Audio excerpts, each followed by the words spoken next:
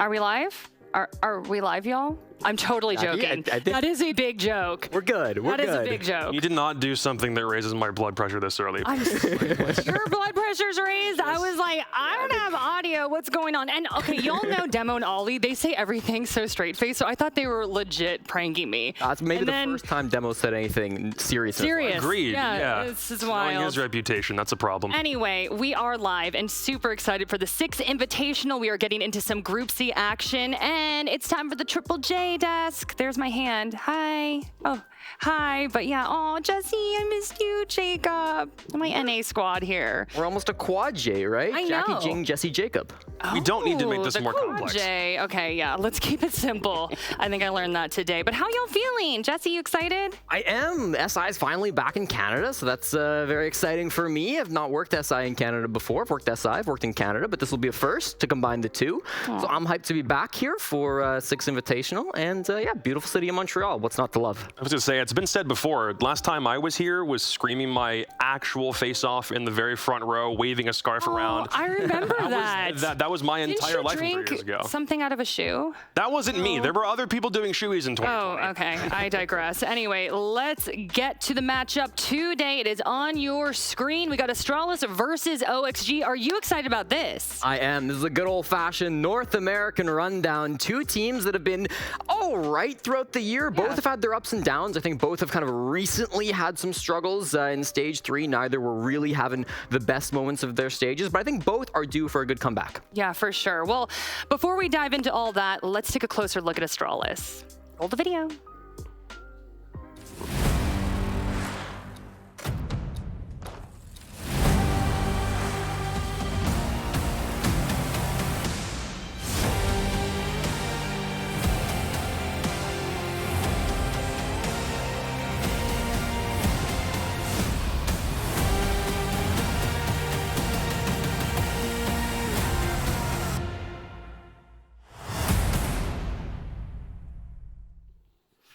Okay, squad looking good there. Jacob, we are obviously paying close attention to this whole team, but to Spiff in particular for sure. The 18-year-old has seen some success playing in underage leagues, but SI is definitely a different ballgame. Am I wrong? I mean, we're looking at a situation where somebody who hasn't played Tier 1, hasn't played Tier 2, is coming into his very first professional team, and he's expected to do it at the same level as plenty of the other guys on a world-class stage, and he hasn't had to worry about that in the past. He's got not only that level of pressure on his shoulders, but we don't have much historical data to really back up what he is or isn't going to be able to do. When he's played in Tier 1 competition before, it was with an Astralis team that is still attempting to figure the ropes out. They want to find a way to incorporate somebody new into the roster and really work at it from there. There's a lot of question marks surrounding his overall performance level, and this is especially important. He's one of 5 guys who is playing his very first game of Tier 1 Siege at this Invitational, with the exception of Noodle, who did play in the Mexican League. It's really important for Spiff to have a good first impression here, because whatever he does in this game is probably going to give people that same expectation as we move on with him in the future. Yeah, I think it's especially important because he is coming into Astralis. Like, look at some of these rookies, like Gaveni's coming into Dark Zero, a team that, you know, kind of have their things together. Vita King coming into FaZe Clan, a team that really is a top team in the world right now. Astralis have had those struggles, especially recently. So for Spiff coming in, filling in for DP Fire, he's got a lot of weight on his shoulders to perform. Biggest thing in SCS, when he played in the first 2 splits, it was mostly Sledge Jaeger. That's a role that you're never going to pull Shuttle off of. This is Shuttle's 3rd Invitational. I think he's kind of earned the right to play what he wants, especially on a team like Astralis that already has most of their roles locked down. So then when he played with Astralis in SCS Season 7, it was mostly Yana and a lot of roaming operators. So the impression is that he won't be playing the thing that he was mostly advertised for, and he'll be able to move on to something a lot more frag heavy. And a big reason for why Callout wanted to pick him up is they thought he was a lot more teachable and a lot more coachable. But that's still a lot of pressure to put on somebody who literally turned 18 4 months ago. Yeah, and I think it's important to remember as well, like when they played in SCS, that was the first time that anybody got to see Spiff with Astralis, the first time that we saw Astralis since Stage 3 ended. And they played Oxygen in that match, right? It was the quarterfinals of the SCS playoffs. They played OXG, and they got kind of demolished. So this is a bit of a rematch for them as well. They're going to be coming back into this, hoping to get some revenge against Oxygen, maybe a bit of a rivalry forming between these two teams now. But we're definitely hoping to see a bit of a better performance from Spiff. Not that he played super poorly in win the first time that they met OXG, but we need something really extreme for them to, take down Oxygen, who they already have struggled against. Okay, Jesse, I kind of want a history lesson here. Sure. So Astralis had quite a year. They had an impressive stage 1 and 2. Stage 3, not so much. I want to be nice. Yeah, I think it all kind of came crashing down in Berlin, right? Okay, yeah. Great stage 1, top of North America.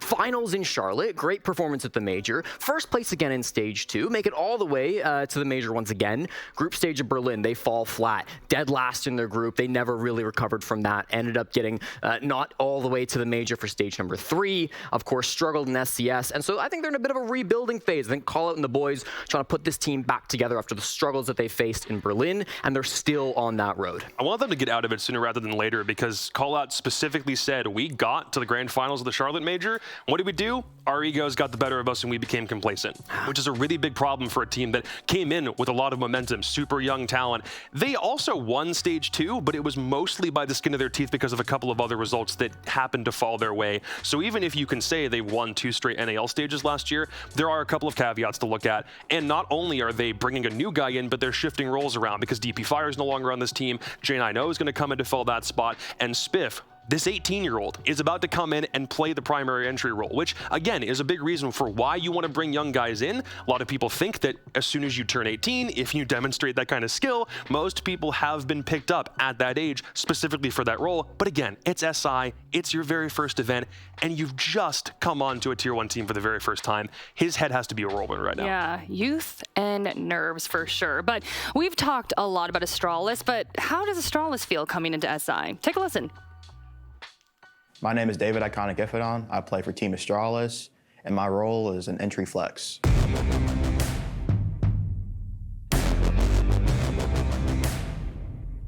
We're in Group C, and our group is BDS, Lost One, Cyclops, and then OXG. Very excited, just to play new styles of Siege. So, I'm just looking forward to playing the competition, and wherever we land, we land. The year for Astralis started off hot. We placed well at Charlotte, and then we kind of struggled a bit at the start of stage 2 with COVID in the house. We bounced back to get first that stage, but we had to kind of burn out at Berlin, and then we just really couldn't get back on our feet stage 3, so we decided to make a roster move. And then since then, we've just been working hard to improve and just get ready for SI. The preparation for this event has been very internal focused. We've been focusing on our actual decision-making in round basis, and more player decision-making too, just so we're improving on the player basis.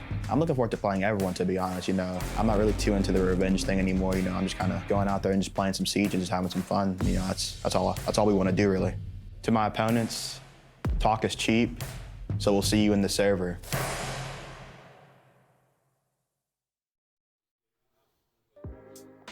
Okay. Iconic serving looks. Yeah. That was a whole vibe right there. I do want to pick both your brains, though, about the Siege GG article that was recently released about Astralis. It sounds like Astralis did suffer from burnout, complacency. You were talking about Spiff giving them some new life. So, Jesse, I'll start with you. Sure. Do you think that this team is in a healthy place to do well here at SI?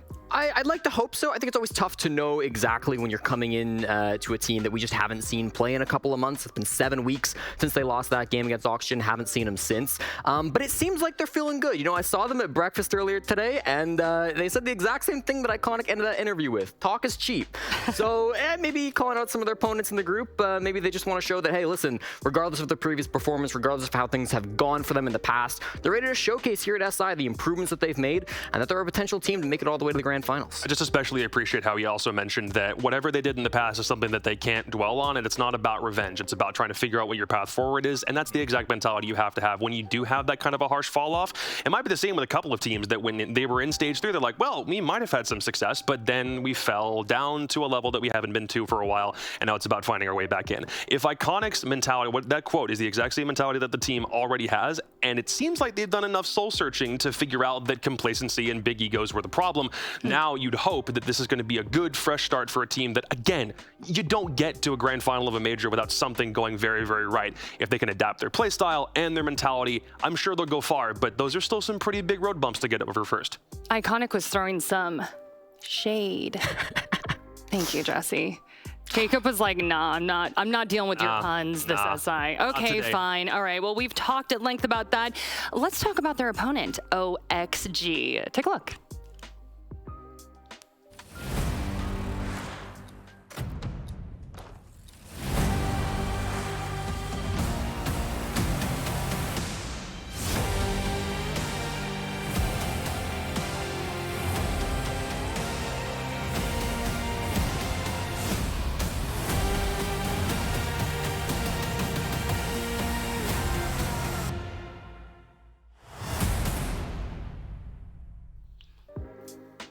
You know, there are a lot of stars on OXG, Jesse, without a doubt. But Newers has been shining particularly bright.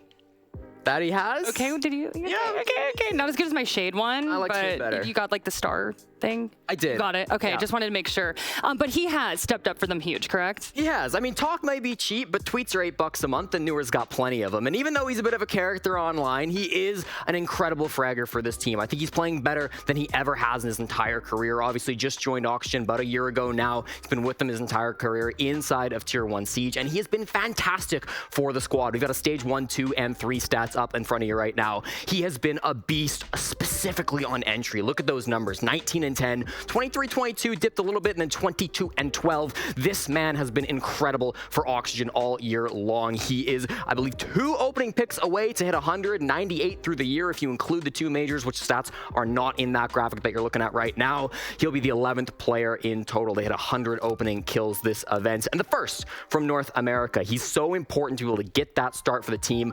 Love the way that he's been able to play with them. You watched that game in SCS where they played against Astralis.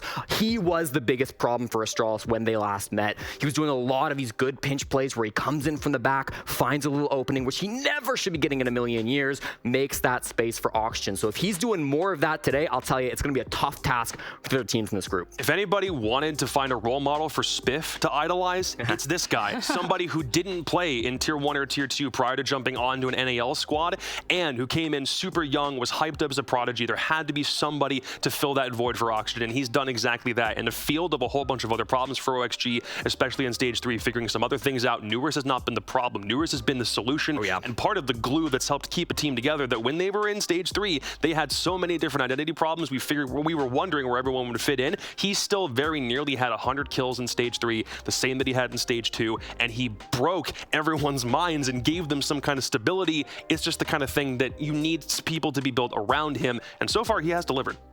You know, Jacob, I know this is kind of old news, but for so long I thought of OXG and I would think Laxine. You know, he was one of my favorite players. Sure. But how do you think that they've been adjusting, and what do you think of their new addition, Sweater? I think there's a lot to be said there. There's 2 different sides to that story. The first is the way that they started Stage 2, which was several losses straight. It was too many for them to even be considered in contention for the Yongshipping Major, because they were trying to do one simple thing: insert Sweater for Laxing. It didn't work out very well. At the very end of that stage, they realized, okay, we're going to pull things back, we'll try something different, and we'll put Vertical in that space instead. Not necessarily to do exactly what Laxing was doing 1-for-1, but we're going to give him more authority in that role and put Sweater on something where he's better utilized, and that's killing people, which is exactly what he did. They were on a huge win streak at the end of Stage 3, and then decided, we have something already worthwhile here, and we don't want to go into the player break from Stage 3 to SI without more game day reps. So what do? SCS Season 7, the exact same place where we saw Spiff play for his very first snaps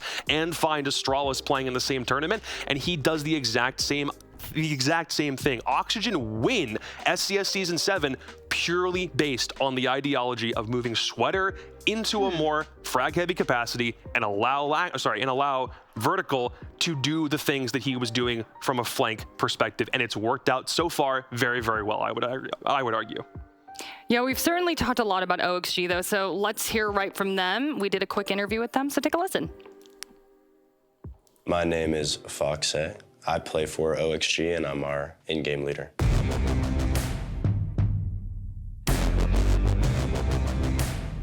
We're in Group C. We're going up against BDS, Lost One, Astralis, and Cyclops. You know, I think the most important team that I will enjoy playing against is probably BDS. I'm sure they want to, just as much as play against us since we've beat them the last time, but they also won a major, but we weren't at that major. So I think it'll be fun to get a chance to compete against them now. Preparation for this event has been very taxing, but I think that is fair considering the level of the event, probably the most important event of the year. And I think it's just something that we've never really done on any other team. We've always focused on ourselves, going into things, making sure we're all right. But now we're focusing on everything, mentally, physically, against any other team that we go up against. This is a message to our opponents. Nothing that happens in this tournament is going to matter unless you're the last team holding that trophy. Okay, Foxy with the game voice on, right? Gravelly with the attitude. We love to see it. He just woke up. Well, You know what? We said that we were going to go with what I said. He operates at gamer Okay. hours. What do you think? I know, but we were like, okay, we'll play up the voice.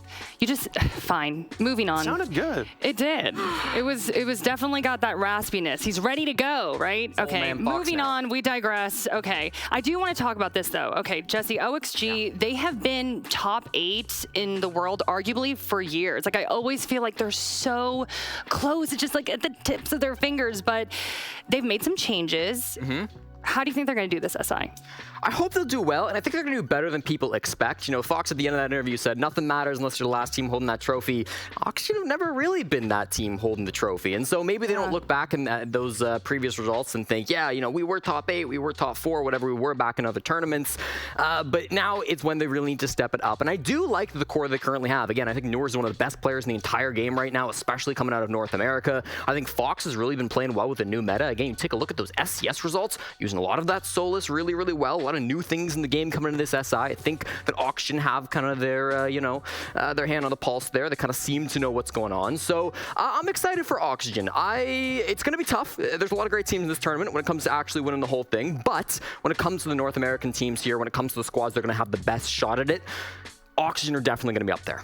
Okay, and we are working to get the map ban information up on your screen right now. I believe that is trickling in this very moment. There it is. Here we go. All right, Jacob, what are you thinking? I'm thinking that both these teams, because they've faced each other so often, both in international play and in the NAL, have plenty of options that they can go to, and already I'm liking what I'm seeing here. Yeah, and again, I'm going to reference that SCS game they played 7 weeks ago, because this ban phase looks very similar. We've got Clubhouse being banned again from Astralis as their perma-ban. They haven't touched that since the Charlotte finals against DZ. Oregon banned out again from Oxygen. It's a great map for Astralis. They don't want to see it. And then Astralis' second ban there, Chalet. That's what Oxygen picked in their last best of 3. It was a rough game from Astralis. And then I love this pick coming in from Oxygen. They pick Bank. That was Astralis' pick last time. But it went so poorly for Astralis that Oxygen say, yeah, let's run it back. Let's play another Bank. Border's going to come just before that. It was a map that Oxygen did ban last time. It's historically not been a super common map for Oxygen. They've got 2 plays on Border ever. A win and a loss coming back from stages 1 and 3. So we'll see how that goes. I'd say there's at least an initial lean towards OXG just for how this ban phase has gone so far. Part of that is initial confidence in the way that Astralis are going to play with a new guy on the team and seeing exactly how they played last time they were in SCS. That was a 2-0 drubbing by OXG against Astralis. If you go back and watch that semifinal, it was rough to watch. And I think Astralis fans would much rather just think that's in their peripheral and they don't have to worry about it again. But we also head to Border to start with. This is a map that when Astralis first came into the NAL, they tried it a couple of times and they realized with success they would be able to translate wins on this map. They're 3-3 on it overall for the year, and for OXG, they've only played it twice themselves, and in a best of 3 format, there's only so many maps you can take out of the pool, so it feels like once we get to Bank, if OXG are able to survive the pressure that Astralis can absolutely put on a Border defense, then we may end up seeing a map 3 on the cards. Okay, looking at these teams, I'm just getting a very, very serious environment right now. Really quickly, just one word, who's winning? Oxygen. Oxygen. Okay, all right. Well, we'll see how that plays out. I'm going to be honest, though. I was a little disappointed because I talked to Des and Ace, and we were all supposed to wear our black crop tops today, and then they wore a matching outfit without me. And we had discussed this at length, so I'm a little salty about it. You at least wore something gold around your neck. You're right. The black crop top. It was Maybe theirs supposed to be a got group lost, thing. at the airport. It's fine, but Des and Ace, take it away. Black crop top next time. Jackie, I'm wearing my black crop top. It's like underneath here. Let's see him. Look, I'll show you as well. It's not the time. Put it away. It's always the time. Not the time. All right, maybe after the first match. Not like this, Des. Okay. All right. We've been back one day. I'll be good just this once. Either way, exciting game coming into it. That was so ridiculous, honestly. I could have gone for the hair parting, but I thought I'd play up to the whole black crop top thing. Bless you, Jackie. You're adorable. Either way, this game, Astralis versus Oxygen, our second inter-regional kind of game of the day. We had Koi versus C2 to start things off. Now we get an all-NA showdown.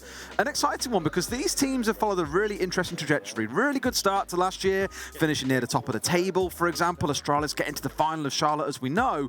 Both teams, though, had a really disappointing Stage 3. There's so many interesting little comparisons and numbers that surround this game. I was having a look beforehand, and I was looking forward to this game because it's in, we like to see, region versus region, but, we've done the EU this morning, but for us, we don't get to cast these NA teams very Not a lot, no. So it's a great opportunity for us to be able to cast two of them going up against each other. Now, interestingly, Oxg won every single stage game. Stage 1, 2, and 3 in the NAL. However, they met Wonsong Landers, and that was in Charlotte, and guess who won? That's right, it would be Astralis that won in Charlotte, and they didn't just win by a little bit, Des. They won 14-4 across 2 maps. Oxg just did not even turn up to it, in fairness.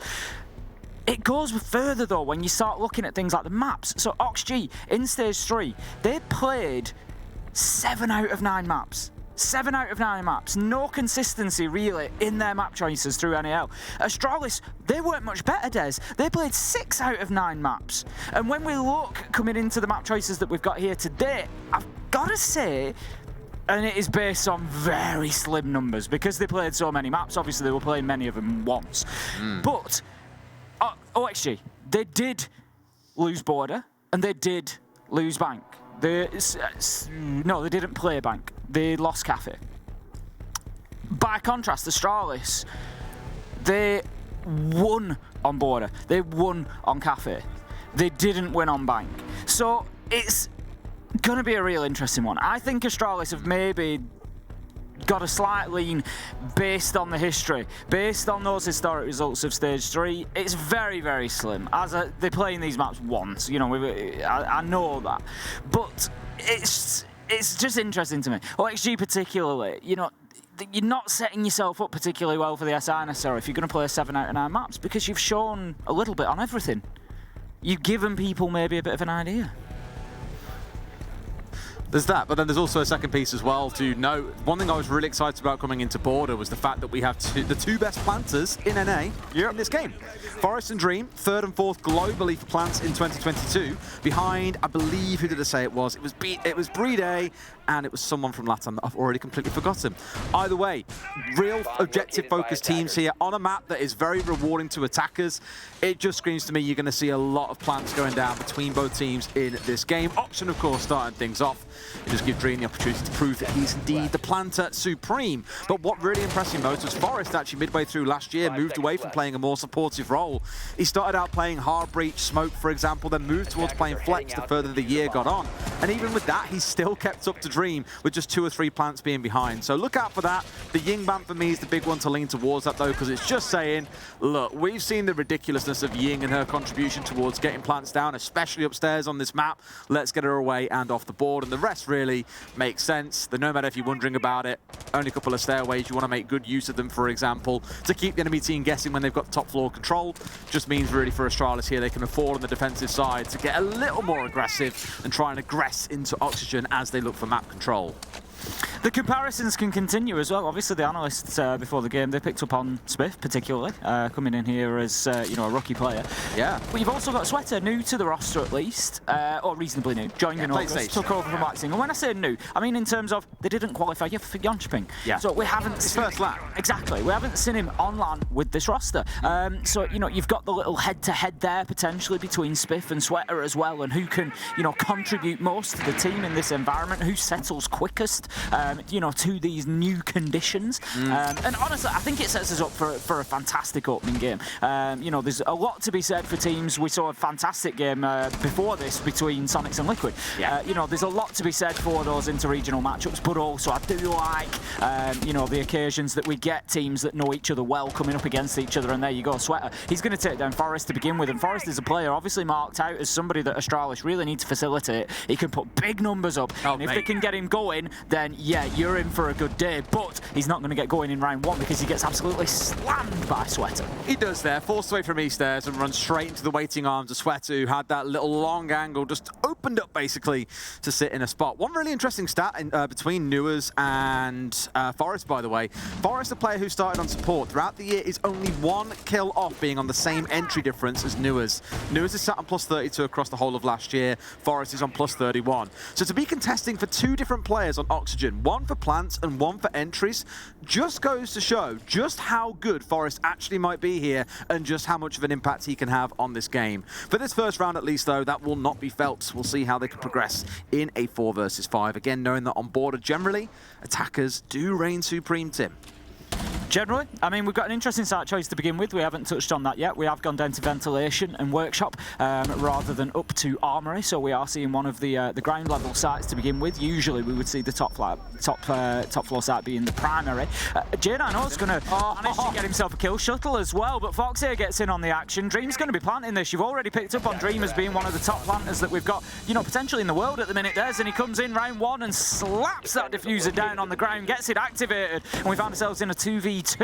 We've got J9O and Iconic up against Fox and Vertical, and they're just now trying on the defense. They become the attack, trying to retake that site, and Iconic goes out the window, does not get away with it. Fox puts him down, but meanwhile, J9 manages to find Vertical inside. It's 1v1. J9O's on limited time. He's going to try and long arm this. He might get away with it. Surely not. Fox, I thought for a second he's going to let him get away with that one as well. Has he got time? What's he doing? What's he doing?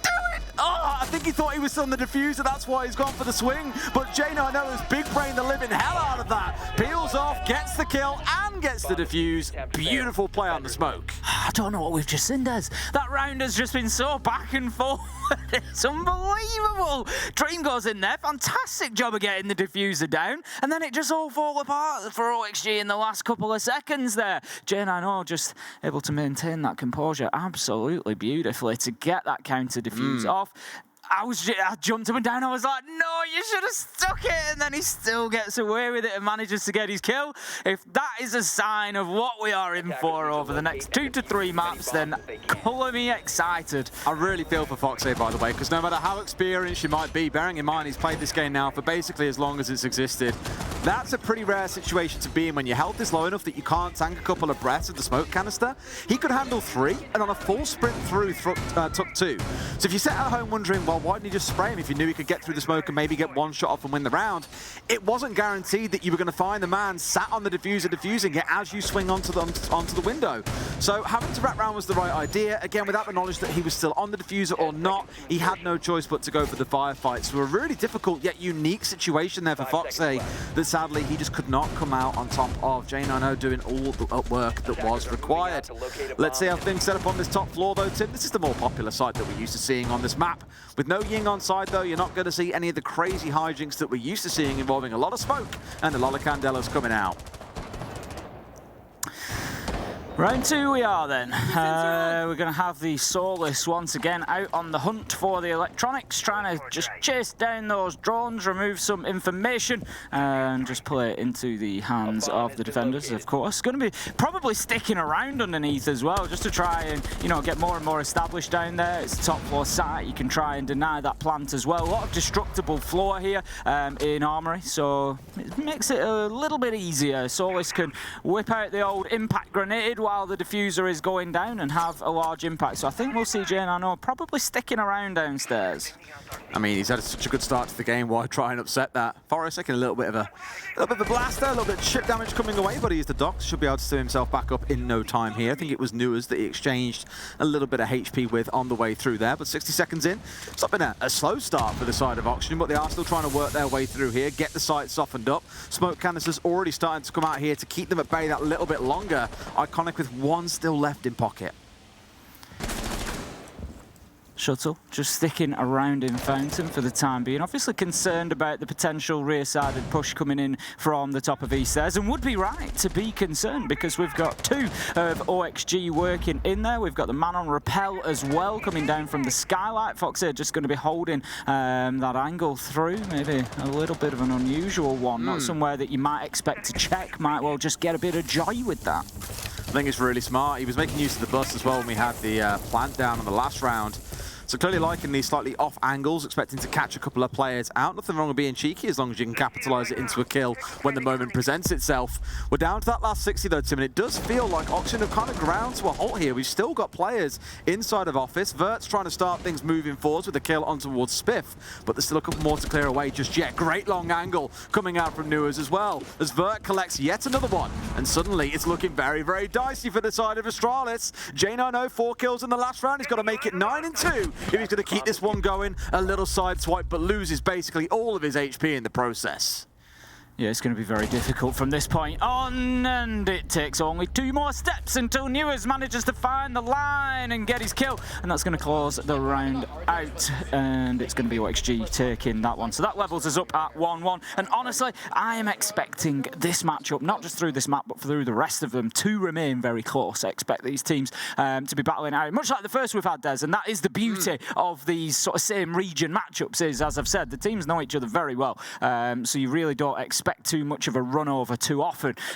So I think it's going to be a par for the course, and we're going to see plenty more of that. We move into round 3, and it's going to be Bathroom and Tellers, the site of choice for Astralis. You speak about this kind of same region familiarity, but not forgetting, of course, other results we've had today. M&M and Wolves. M&M stomped them 2-0, Tim. So we've had a real kind of duality of games where we had, for example, Koi versus G2. Did go all the way to 3 maps. M&M Wolves, absolute stomp. So I'm not 100% sure which way this one goes, but of course, we'll find out as the maps progress. Obviously, Bank is where it could all end. May not even get to see Kafe if we end up on a 2-0. And for those who maybe didn't know, just so you're aware, the point system, if you win 2-0, you get 4 points. If you win 2-1, you get 3 points. If you lose 2-1, you get 1 point. If you lose 2-0, you get no points. So you are rewarded for having stronger performances against your opposition. If you can beat them in 2 maps, all the more power to you. Again, a top floor presence, no surprise from Astralis as the defenders. They're going to be looking to keep hold of Office. You can see why. They've got that hatch open. It gives them a lot of vertical superiority over site. They've also got the hatch open inside of Archives as well, so plenty of vertical options for them. You know, there is the possibility for OXG on the attack to just go in, you know, horizontally, work across the bottom floor and try and get themselves into site, but they need to make sure that they've got some safe spaces to be able to play into, because look at all the holes that have been opened up on the verticals. Astralis are going to give them absolutely nothing for free. My feeling towards this defense would be, OXG, you've got to go in and clear it from above. I was going to say, with the Otter on side, there's no reason why they couldn't either as well. You put down 2 of these shields, normally one facing onto the armor panel doorway. You keep that entire corridor completely open. You can chuck another one if you want to on the balcony and towards Archives to keep that angle controlled too, and suddenly you've basically cut the top floor into wonderful slices. But Dream here's got himself straight inside and is going for a plant. How on earth is this coming away without anyone being any of the wiser? Maybe they're still expecting a push on the upstairs, but guess what? They are absolutely wrong. The plant has gone down, and Astralis are going to be kicking themselves at this, Tim. I've sat there talking about how they're probably going to have to clear that top floor, and somehow Astralis have let Dream just sneak in and put that diffuser down. And the problem is that OXG have just been able to retire quite far away, Des. They're not really, you know, having to stay particularly close to site, and the kills came easy. They could just hold the long-range angles, hold the crossfires, and just wait for Astralis to have to make a move, you know, because Dream got in there largely on his own. He did? It wasn't like he had, you know, everybody in sight with him, and so sometimes you'll then get a scramble away from sight. You can pick up a kill or 2, you can start sort of leveling the playing field, but there was just no option of that for Astralis whatsoever. And I tell you what, if they want any more defensive rounds, they're going to have to buck up off the back of that. They cannot allow Dream to walk in and put that diffuser down, because as we've seen, given half an opportunity, he will do it. I do want to give full credit to Oxygen though, to spot out, to drone out, 100%. spot that opportunity and go, boys, this could actually work, let's go for it. And the thing is to do so quickly, not forgetting that Dream was upstairs on east stairs, dropping down that shield at the top in towards Office to give him that sight line, and then immediately hightailing it and going downstairs. It was just really well read by Oxygen. Great realization early in the round and adapting to suit as the round went by. And I'm with you, Astralis, you've really got to start booking up your ideas, because one thing I think coming into into this, Tim. I've spoken to a few teams. I've had a nice chat with like SSG, a couple of other teams from Europe who maybe scrimmed against these guys and just said, look, what are your expectations for this game? Who walks away the winner? I've had a real mixed bag between Astralis and Oxygen, but most have said they think Astralis will take it. Right now, Oxygen are looking like the far sharper team, but I do want to wait until we have the second half before really committing towards saying that Oxygen are definitely the stronger team or that Astralis are the stronger team. Okay, into Armory we go then. We'll see if we get... Now, this is interesting. So I spoke very briefly, touched on operator bans earlier and how we were seeing an expanding operator pool, meaning that some of the more classical bans, such as your Thatchers, were making it into lineups because they weren't being banned out anymore because there's just too many options now. Which I think actually leaves us in quite a nice position because, you know, we don't want, you know, to know who the 4 bans are going to be coming in. You want teams to have to really think about it and make a sacrifice to ban one and leave another, for example. And that's the situation we're in, and we've got Mirror active on the board, and I haven't seen a half-wall Mirror play on the Armory wall for a long time, Des, and I love to see it. You're just not heading towards that West Breach at all. Instead, all the pressure is going in towards Office and trying to get in through there. Bit of a reverse for Sweater, because last time around he was actually the one holding at the other end of this corridor and taking these fights against, not Iconic, but I think it was Forest, sorry, at the time it was back in round 1. How the times have changed. A total switch over, but still got to deal with these mirror windows. The ace salmon that came out, I think, was misplaced by the looks of it. Just a little bit too far to the left and missed out the opportunity to get rid of that mirror window.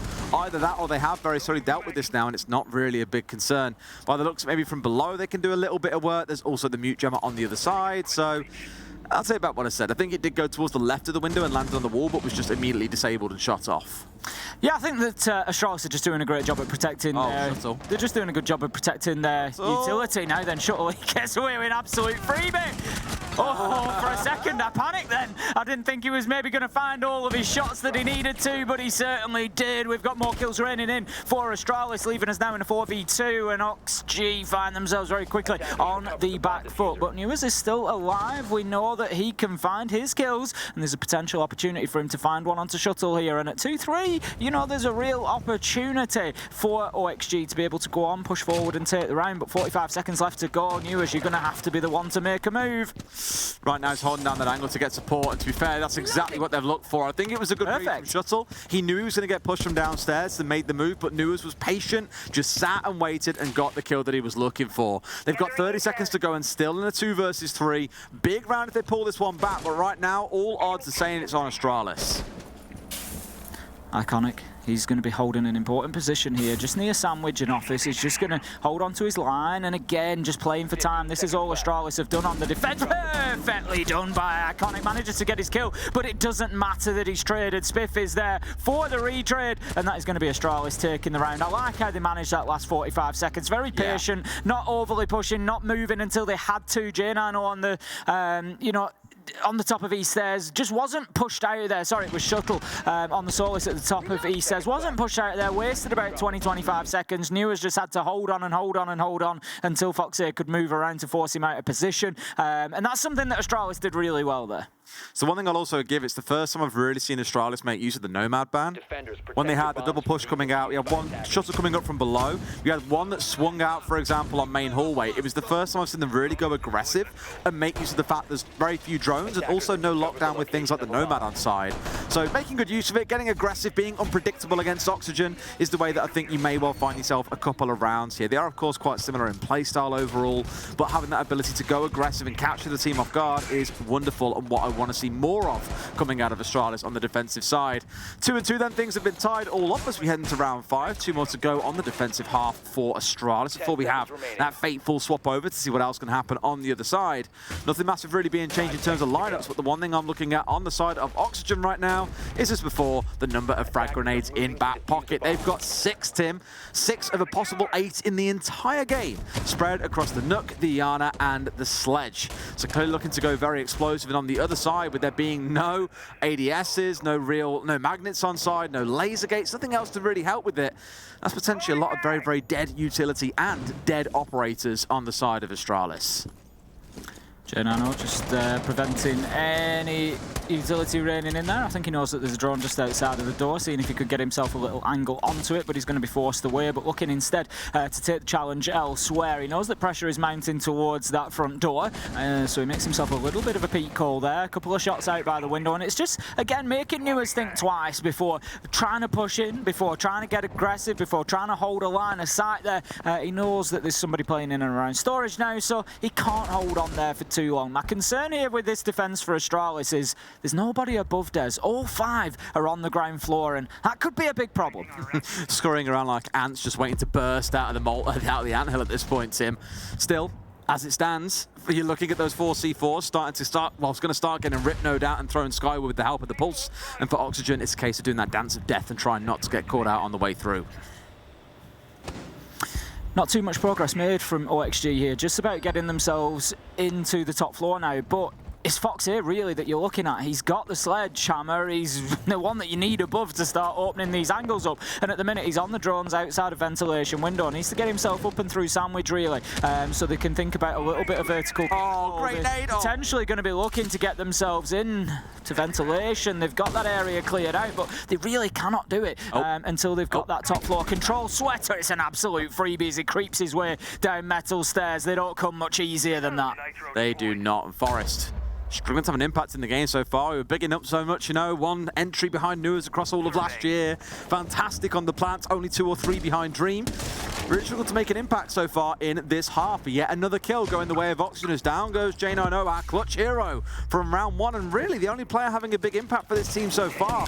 You know, you look at the kind of skill, the scoreboard, the kills down either team right now, you'd be thinking Oxygen should be far further ahead than they are. Well, here comes another plant, and Iconic's trying to get his way in. Dream curses the sky as he knows he's had a plant stat denied away from him there. Always frustrating as a sport player for those final kills to come in. Sometimes I've got all my hands up there. I've been heard to scream, "Don't kill him yet. Let me plan. Let me get my stats. I want my points." Well, you got like a whole spreadsheet where you just track how many plants you've got down across games? Absolutely not, Does.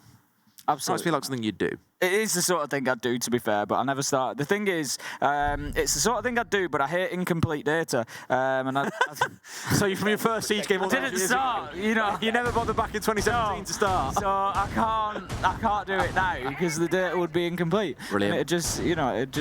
It'd make me itch. It'd be a problem. But really, there's a good example of what I was saying. Astralis played with all 5 on the ground floor. There wasn't too much verticality used, but there was a couple of good kills found. And what happened then to Astralis was they were just completely pinned inside of sight. They were just sitting ducks. They were waiting for exactly that to happen. There was no way that they could impact on that plant attempt going down. And when they tried, every angle was covered. And that's why you need to hold on to that verticality for Ventilation Workshop. We're going to see it this time around. They're in Ventilation Workshop, and we've got a number of players upstairs. So I like this immediate response from Astralis. They've recognised what was wrong in the last round, and they're working to correct it, but they've got to keep hold of this top floor. And this is the last chance to get it right as well, to bring up a 3-3 scoreline. And truthfully, if you're Astralis, you'll be delighted at a 3-3 defence half on border.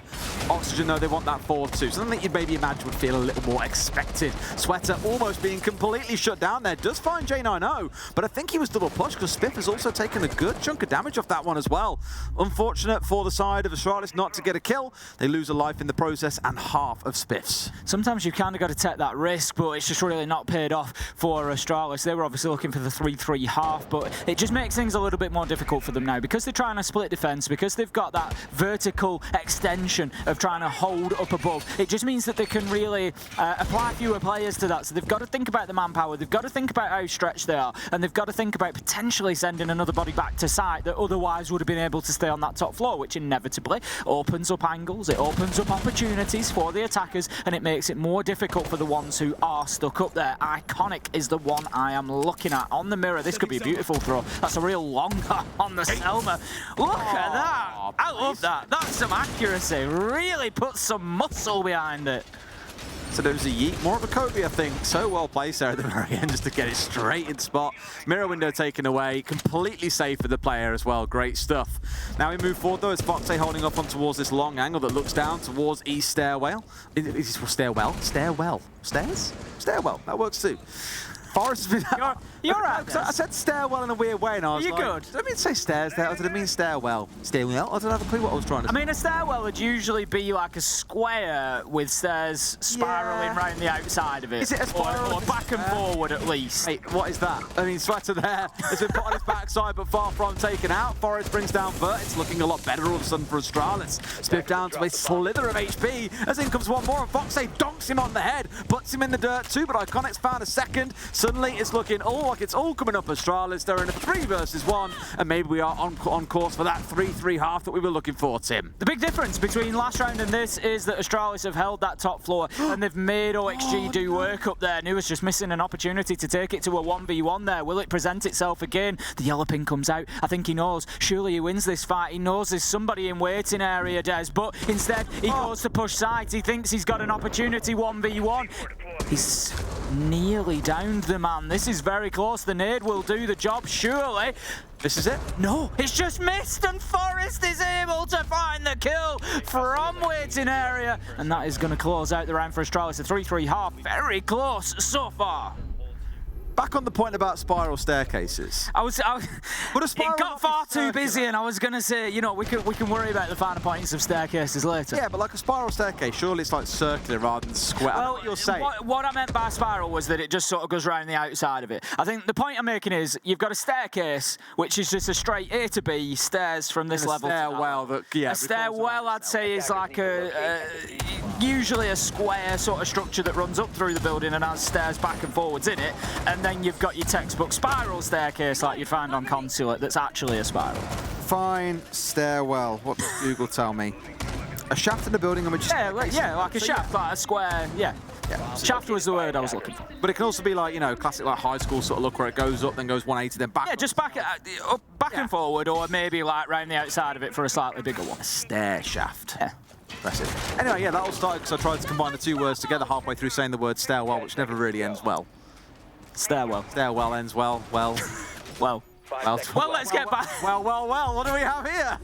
Well, let's get back. Honestly. To round 7. Astralis versus OXG. It's been a complete even share of spoils through the first half. We found ourselves with nobody having any real advantage as OXG move on to the defence. I will just touch on round 6. Astralis, I like the adaptation. I picked up on it in round 5 that the defence really wasn't good enough for ventilation workshop. All 5 downstairs was asking for trouble, and it's exactly what they got. They moved players upstairs. They took the fight to OXG as the attackers and really made their lives difficult up there. So well played Astralis on that, and it levels things out for them. Let's see if OXG can do any better. They've got to be doing better for sure. At 3-3, you know you've got to break the chain you've just seen in that first half of the 3-3 scoreline. It's got to be something different for either side, whether it's Astralis having excellent attacks or Oxygen being pretty... what's the word I'm looking for? Excellent will do. I think excellent's a fine word here. Pretty excellent on the defense. I had a word in mind that I wanted to use and I couldn't remember it for the life of me. I'll tell you what's happened. We're into the second cast of the day territory. So my brain is still halfway left in the break that we had. Well, you're over 30 now as well, aren't you? So. Oh, that's it. Yeah, we both are. We are like the old... I've been there for a long time, you see. You're used to it by this point. You take some... You just adapt. You've got some pills for it or something. Vertical manages to take out Iconic. That's going to be the opening kill this time around, so a good start for the defenders. But Sweater gets removed by Forrest. Spiffing on the action as well. I've been impressed with Spiff so far. A few important kills, manages to get a second. That's going to be Nuas and Vertical taken down, leaving us in a 4v2. I mean, 2-in-1 round so far as what's got him going here, Tim. Otherwise, he was on the 2. But I did say earlier on, we were struggling to see on Astralis who was really going to step up. On the side of Oxygen, it is Vertical, sat at 8-4, obviously removed from the field in this round. Shuttle was kind of a partial casualty.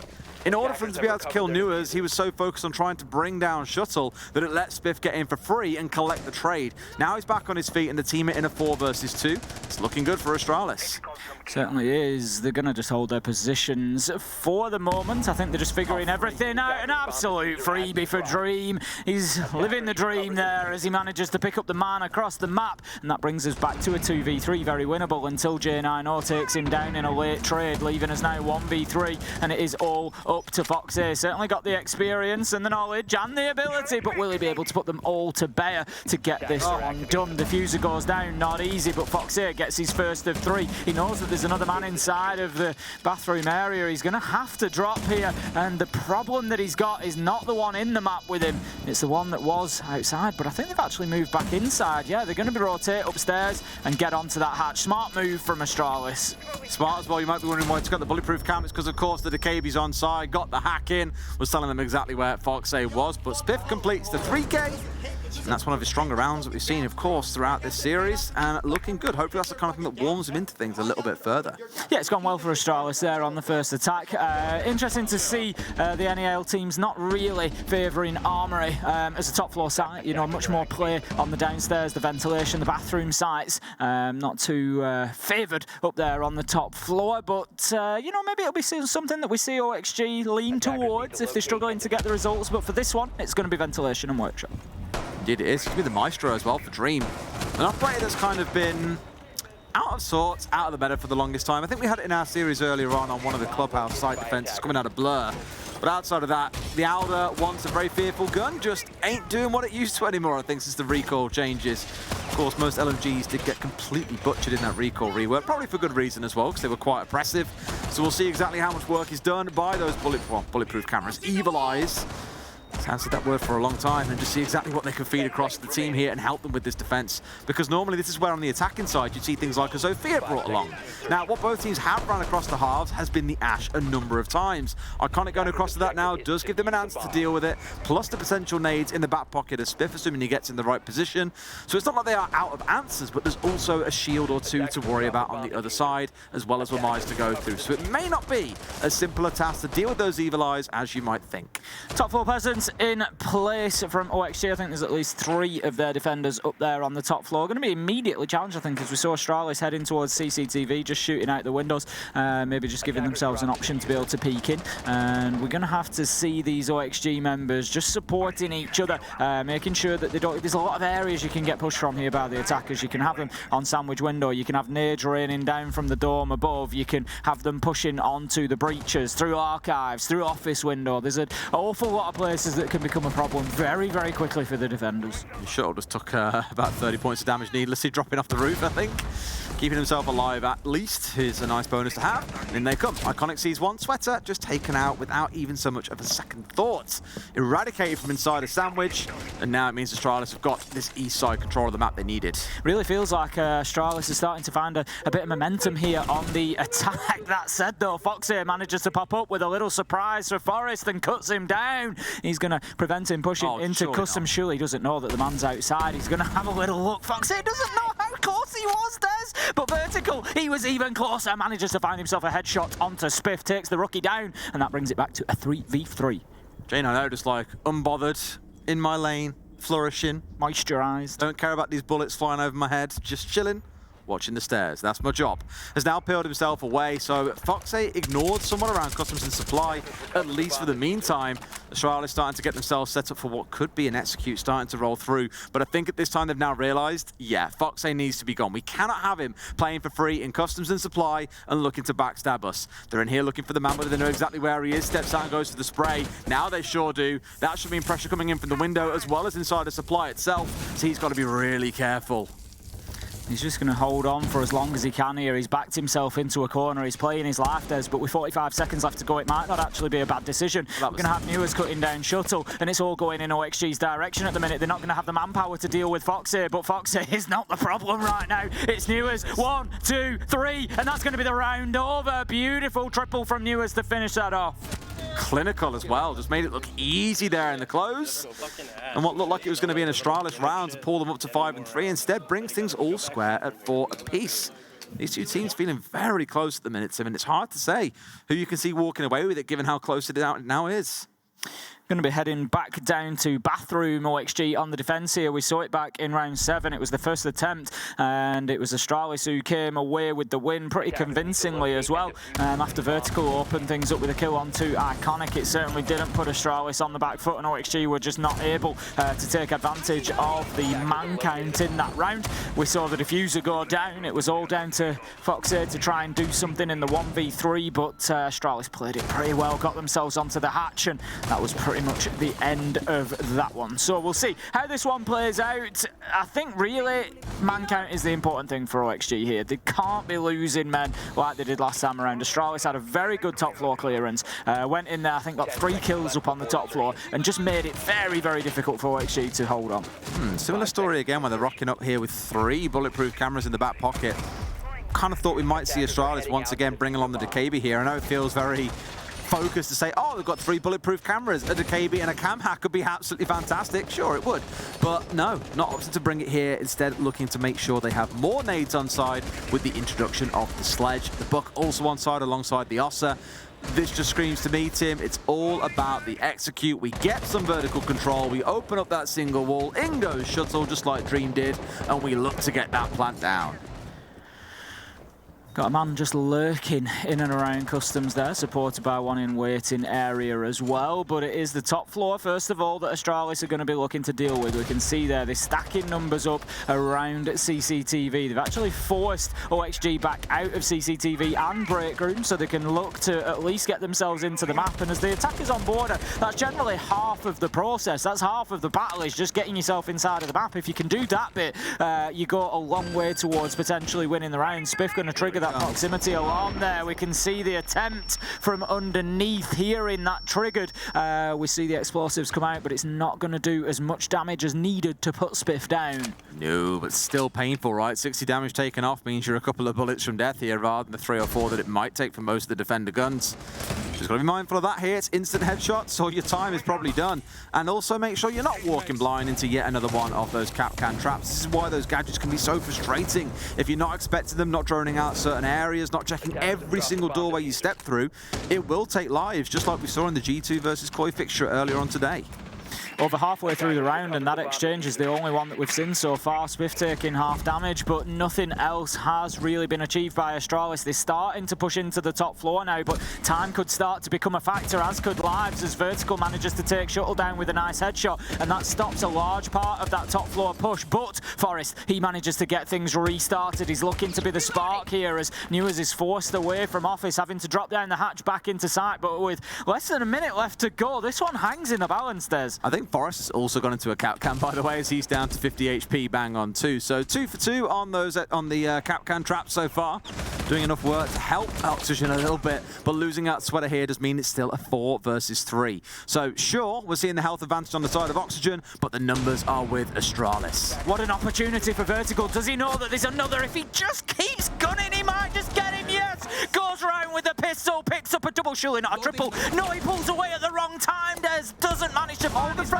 The flash is going to force him out, but this round, surely Vertical has done enough to get this one over the line. It's 2v2, it's 15 seconds left to go, and Astralis are going to have to rush. This is it. Again, that low health just not helping out at all here as they find one more. It's Vert and Foxy. Vert gets the ace as well. What a round coming through. Assisted, of course, massively by those Kapkans that seem to keep on catching members of Astralis. But man, Oxygen pulling themselves ahead up to a 5-4, and Astralis, they call in the tactical timeout. What a great game that we're having so far. We're getting treated to it all here. It's back and forth. It's close on the scoreboard. We've got an ace from Vertical. What more could we ask for? I said assisted by the Kapkans. They were his, so I guess he did do all the hard work, but it was still some prolific gunfights that drag him ahead. And I know Vert's had a rough couple of stages. I think stage 3 was one of the lower rated players that we saw over the whole stage in NA. But here, at least in the first game on the first map, making himself known, sat at 14-4 on the scoreboard. That's it. Sometimes you've got to just write off those performances through the stage, and that's sometimes one of the most difficult things to do. Is to turn it around in that way. If I have a look at Vertical and his stats, as you say, he was bottom rated on the team. It was a 0.89 rating, only 57 kills across stage 3, and it was rough for him. There's no two ways about that. But the bounce back is certainly there, and that's what we want to see. That's what SI is all about. Yep. Onwards and upwards performance. I mean, ultimately, I think we've seen from a few players at previous tournaments that maybe haven't had the strongest group stage. To be fair, Kanto's a wonderful example about Berlin. I used this reference earlier on. Didn't really have a particularly strong group or playoff stage at Berlin, but once they got to the grand final, well, a very different story unfolded, and we saw Lanto Brichetti back on full form, whereas Spoit did the opposite. Really good group stage, great playoffs, but kind of was sort of silent in the final. It's good they had Kanto to step up, but maybe for Vert, it's just saying, look, I care about these big games, these best of threes especially, when I can shine, when it's real, like top-level competition, that's where he can thrive. So be it. Tim, we've got that operator on side again. What the fans want to hear? Arune? Yeah, what does she use, Tim? Well, we'll have to see if the gadgets are deployed. Oh, they've been deployed, mate, all 3 of them. Well, we'll have to see if we can find any. Oh, there's one right there, Tim. There is one of them right there on the doorway, yeah. Oh, what's it called, Tim? Well, we've got another laser gate out there on Archive's door and window, so obviously very conscious on this Armory defense here of the potential for a rush in through in through Archive's door. Get that little cheese plant going down from the east stairs side. Sometimes you can just muscle your way in as attackers and get that done quickly, but with the castles and the laser gate stacking up, it's going to make that very difficult and likely not an option. Absolutely. I mean, looking at the lineup they've got, Frostbats, Castle Barricades, Evil Eyes, Warden for any smokes that come through. They really want to stop any kind of air quotes cheese coming in from Astralis. So Oxygen very much equipped and ready to deal with it. Iconic though is going to find himself a freebie as Foxay strays into no man's land. Down goes Arune.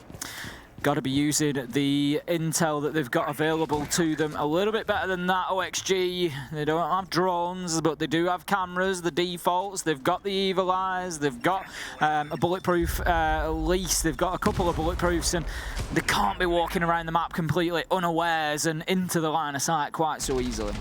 Absolutely not. Again, to work now with the Flores as well, making sure anything they need to remove is chewed away.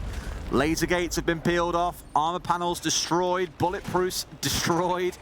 Just again, slowly chewing their way through the setup here. So for me, the fact that you're hearing these Flores drones being committed coming in towards the east side does suggest there's an Archives hit on the cards for the attackers. So Oxygen, got to be adapting to that. Got to be conscious of what's coming. You just feel at the minute like this one's got overtime written all over it. Shuttle's going to move in and get himself a kill onto Sweater, and that is a serious advantage for Astralis now. 5 versus 2, they get into the stage where they can just push site and look for kills. Spiff, J9O, get them locked down. That's going to close it out and bring us back to 5-5. We've at least got all 12. When you can see it bounce between Vert getting an ace and just like slaloming Astralis and then getting a flawless in the next round, just goes to show how close the game has been.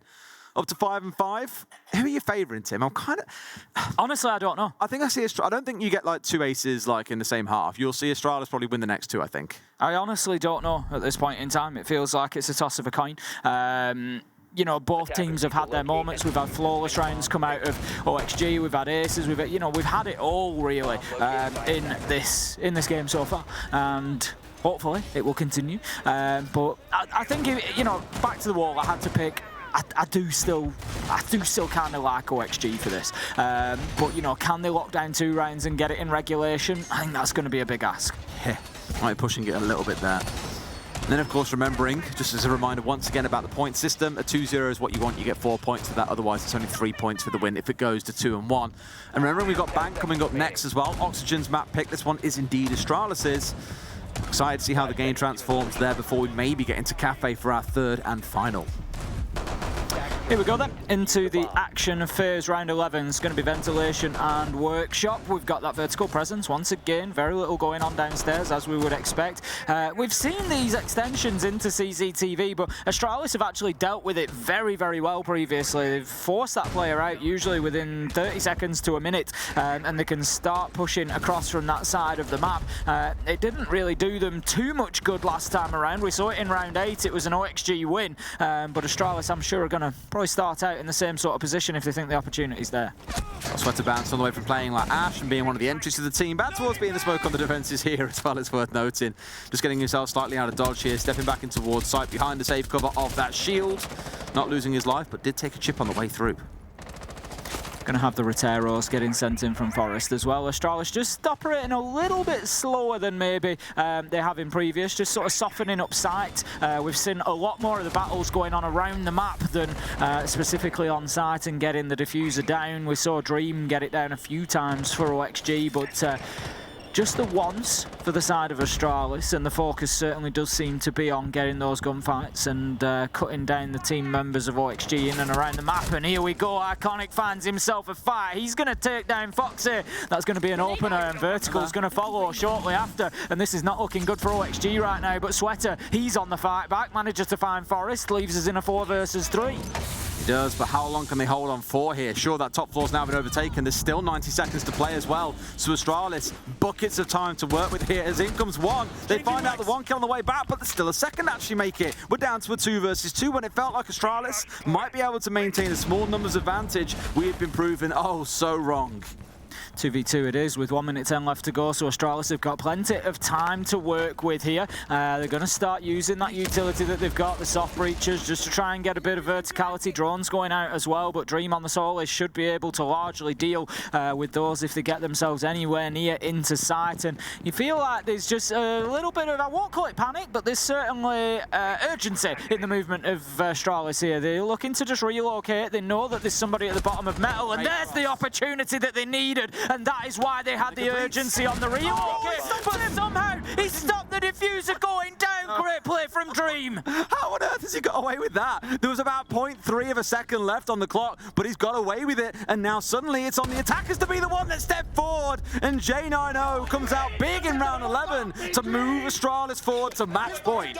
Boy, oh boy, this is getting close. We can... Here, there's a little bit of back and forth between the teams. I think earlier on, by the way, we missed it because we were casting, but... It's one of the best bits of the groups, I love it. I'm pretty sure Benja, in round 1, when he managed to kill Crying on the Caveira, like, screamed at him, just like, Crying, you suck! And it's just like, I love it. I actually like, because we've got mics in there now as well, so you can hear them a lot better than we could before. Previously, you had to kind of like watch and try and understand what they were saying, mouth movements. But we've actually got microphones in there now, which makes it so much better. Another tactical timeout coming in from OXG, and no surprise, they need this round. If they don't get it, it's going to be map done, and Astralis taking the win. And I favoured OXG when it was at 5-5, but coming in after that last round, Astralis were pretty clinical, and that was fantastic from them. Able to go in and really dissect that defence. It was tough at the end. It was, you know, pretty close 2v2, but J90 getting the job done. What is mad is Oxygen actually have more kills than Astralis as well. I think by like 7 or 8 in the difference between the two teams right now. But Astralis is still the ones pulling ahead in the lead, just showing that while they might not be the most lethal, they are still the ones walking away the winner in a lot of these situations. So let's see if that very brief timeout that we just had is enough for Oxygen to pull this one back, or if Astralis will take their own map pick 7 and 5. It's going to be Ventilation for our potential final round. Ventilation and Workshop. If we have a look at the defending history of this so far, round 8 and round 11 is where we saw it. OXG won round 8 as the defenders, Astralis won round 11 as the attackers. But as we said, it was pretty close coming down to that 1v1 at the end. So it's understandable why OXG think that this could be the site for them. Just, you know, maybe a small tweak here or there. The thing is, in such a close round, you know, it can come down to 1 or 2 gunfights during the round. And if you just think, yeah, that'll probably go the other way this time, then maybe you think you get the round done. It's going to be, again, a top floor setup. The setup hasn't drastically changed from one round to the next for OXG. You know, very much the same sort of vertical holes. They haven't opened up the holes that they had in CCTV previously, not seeming to hold that quite as hard. They did start with a player in there previously and some vertical holes down in towards the bottom of metal stairs, but they haven't done that this time, and they're just going to play a little bit deeper in towards Armory and Archives, a bit more directly above the site. And I think also with the DKB coming in, it just screams to me no funny business on Astralis' side. They want to be trying to suppress Oxygen, stop themselves getting blindsided by any kind of nonsense coming out from Foxay or anyone else looking to get too cheeky out on the roam. They want to close this out here and now. They do not want this going through to overtime, because you just know that's when things are going to get pretty saucy. From what I understand, Astralis are the ones who start an attack in overtime if we do go there, to be fair. If Oxygen get there, it's a 3-3 split either side. You can't really give an advantage either way. Knows that he's been spotted out by the drone there. Forest, interestingly, going for the thermite this time around. They're looking to get that breach open, I think. We can hear the EMPs going off, and they're going to look to get themselves established by opening that wall. There we go. But at least one side wasn't cleared of electricity. Both of them weren't, actually. They're going to have to send the drones in to see what's going on. There's one EMP remaining, but they missed the electrical. That's what's happened. But now, if they know where it is, it should be easily dealt with. That's what I knew was really wanted to take it off the wall, I think, and then chuck it back at the bottom again. I mean, well, they've got the mute jammer at the bottom, I think. So the problem that they've got is that they've got equipment at both extreme sides. So they've lost it. There you go. They can't clear both off. They were conscious of trying to disable the mute jammer as well. So I love that. That's really well played from OXG. just a simple bit of denial. It's only where you call a drones coming from elsewhere, for example, but this is why Mute is still such a present operator, despite now being a 1-speed. It's just the value that gets tucked into being able to deny away information with 4 of those jammers on the field. It's unbelievable, because now they're having to peek in blind on towards Vert, who's sat behind half wall. Sure, you know where half wall is, you know roughly where a player is going to be sat behind it, but you are still playing just that, blind. Exactly that, and it's interesting to note, of course, that Thatcher is on the board, not banned out, so, you know, potential, something that you can look at afterwards to think whether that was the choice. Newers is going to take out Spiff with a Nitro. That's going to leave us in a 4v4, but with 35 seconds left to go, Astralis are really going to have to get a shift on. This is exactly the problem. They're actually wondering how much work they've got done on the downstairs. They were so focused on cracking the top stairs hold that they have very little information on the site itself. Maybe they've got enough here to do it. They've got the vertical angles being held, but now they've got to make it actually happen. 2 kills coming in for OXG, though. That's what they're looking for. Can they get away with the plant? No, they look the wrong way. Newers with the shutdown. It's J90 left all alone, and Newers goes massive to send us into overtime. Big round from Newers there to keep OXG in this one. Keep them fighting for those full 4 points that they'll be looking for. Of course, can't drop a map if that's what you want. And OXG certainly looking to come out with a strong start on Border. That's going to take us into round 13. And that was pretty much on the back of Newers there. But we know that he's that sort of player that will pull out those numbers when you need them. Foxy, the only one without the team background card, by the way. That feels Skinner, like, no Skinner, Jay. Feels like treason to the team, obviously. Why would you not? Alrighty, as said, Astralis start on the attacking side. It was their choice to start an attack here. It was Oxygen's choice to start attack when they were on the attacking half to begin with as well. So, as you'd imagine, coming into Border, both teams favouring that attacking pick. Now, as it stands for Astralis and Oxygen, we've seen 3-3 halves, so completely split down the middle. But for those of you who did listen during math class, you'll know that 3 cannot be divided by between the two teams, have 1.5 rounds each. Someone has to walk away with the 2. It doesn't mean the series is over, but it does mean the loser cannot walk away with 4 points from the series. The max they'll be able to get is 3, and that will require a win on both Bank and on Kafe, which will follow shortly after this game. Certainly not going to be easy for the losers of this one. It's going to be a big mental blow after the energy and effort that has been poured in by both teams throughout the 12 rounds so far. We've got interesting extensions going on that top floor. Just the Oryx looking to hold down CCTV. Just, I think, rotating out of there at the last second. But plenty of vertical holes opened up just above those windows and strategic points. No, still inside, still in there. Looking to hold on to CCTV. Just, again, verticality being a real key of this OXG defence. We saw Astralis once or twice try to sort of turtle on site and maybe not play as heavily on the top floor, but OXG have never really entertained that.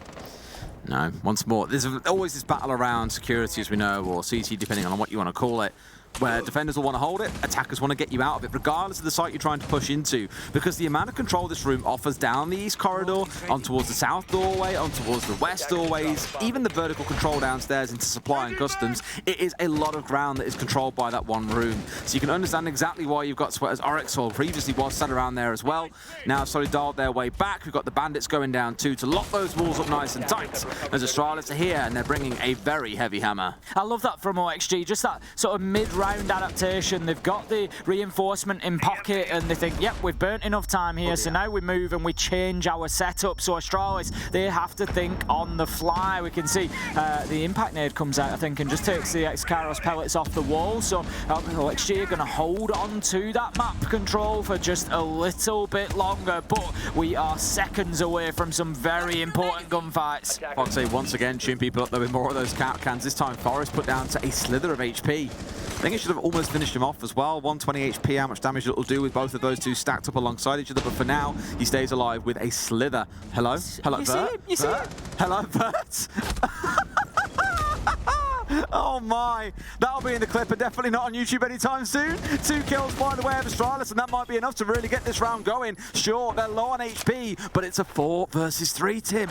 Could be a really big start for Astralis here as they take an even stronger advantage. Spiff managing to take down Vertical. He's 10 and 8 now and having a great performance from the rookie, really stepping up to the plate when they've needed him. Foxy managing to take down J90, and it leaves us now with seconds left, 30 seconds to be precise. precise for Astralis to get this job done. But with Newers down, it's essentially now a 1 versus 3. Diffuser going down. I think Foxy knows that there's a man in waiting, but there's nothing that he can do about it. The hard pings are coming, the information is there. What a beautiful peek. He manages hitting softball. Des, he might just do this. Oh, the hatch, so he can't win this against Spiff unless he hasn't got a C4. He can't do anything about it. He's got to play the baiting game here. It's too easy for Spiff to bring it over to Astralis, and that is the problem, Tim, when you don't have that top floor control. It is, and ultimately the damage had already been done to OXG. Just didn't have the manpower. If only Foxy had one more player alongside him, somebody that could challenge that top floor at that point, then things start looking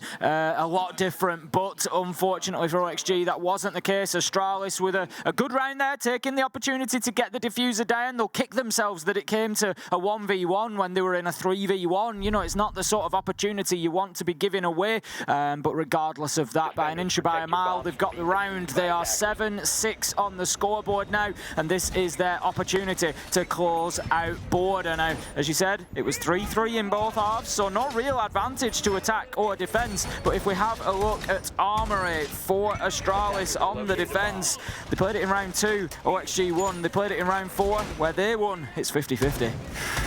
Everything about this game has been 50-50. But it has to break at some point. If not in this round, then the next one.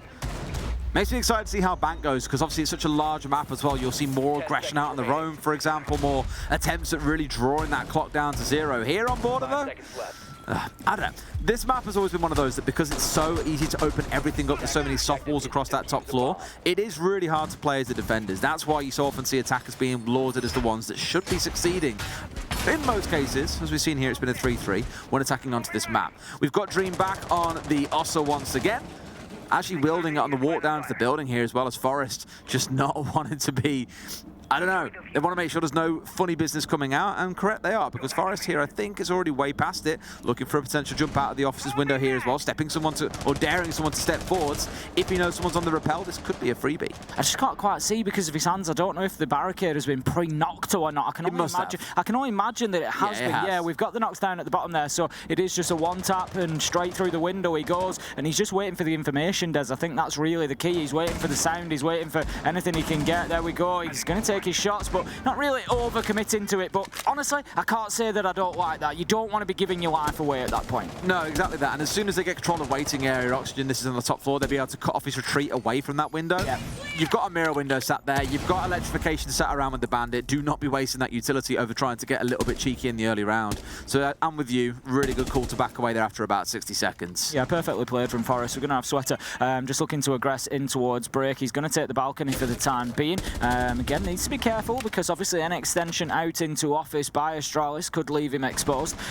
Still got Iconic out there in CCTV as well. Really spread defense here from Astralis, and you just feel like OXG, they are stalling out a little bit. They're not really pushing any of these players. We saw Forest drop back, and that's the last bit of ground that we've seen Astralis give up.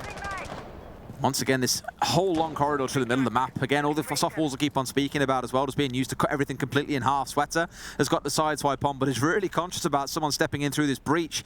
And if he holds long enough, he may just be rewarded. There is still one man, Iconic, sat inside of CC itself as the C4 comes through. Down goes Vert. That's a great start to the round for Astralis. That's absolutely perfect. I love what Forrest has done in this round so far. Played it absolutely fantastically and gets himself what is essentially a free kill with the Nitro. Iconic manages to double down. I picked up on him in CCTV, and they've failed to clear him out, and they've paid the price. There's Sweater gets taken down, but Foxy, he fights back, manages to find Shuttle 4v3. The Osa has gone in. We know that Dream can get this diffuser down, but somehow Forrest stops it with a double huge play. He's going to stay outside and make it a triple, and that is going to be map 1 going to Astralis. And the man we spent the start of this game talking up, Forrest, from support to flex to absolute clutch master in the last round, puts on a big show to take them through what has been a really dicey border, Tim. 8-6, it was back and forth for both teams.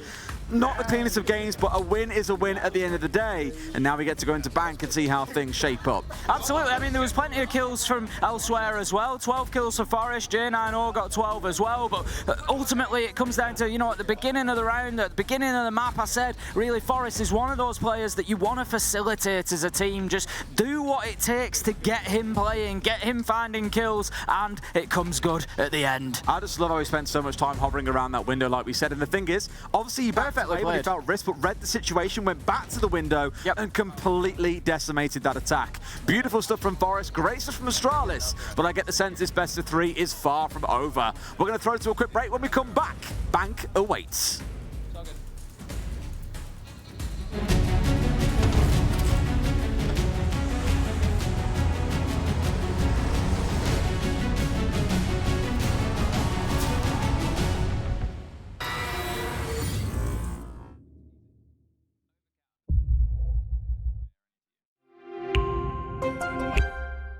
I'm Nicholas Mortensen, but you know me as Pingu. I'm a 2-time Rainbow Six Siege World Champion and former top Rainbow Six Siege player in Pro League. Welcome to my Siege Ranked Bootcamp. We're talking 20 seconds left on the clock, you got the diffuser in hand, what do? Play the way that you're comfortable with, because you have confidence when you're in this position. That is when you're gonna be at your very best. Good luck.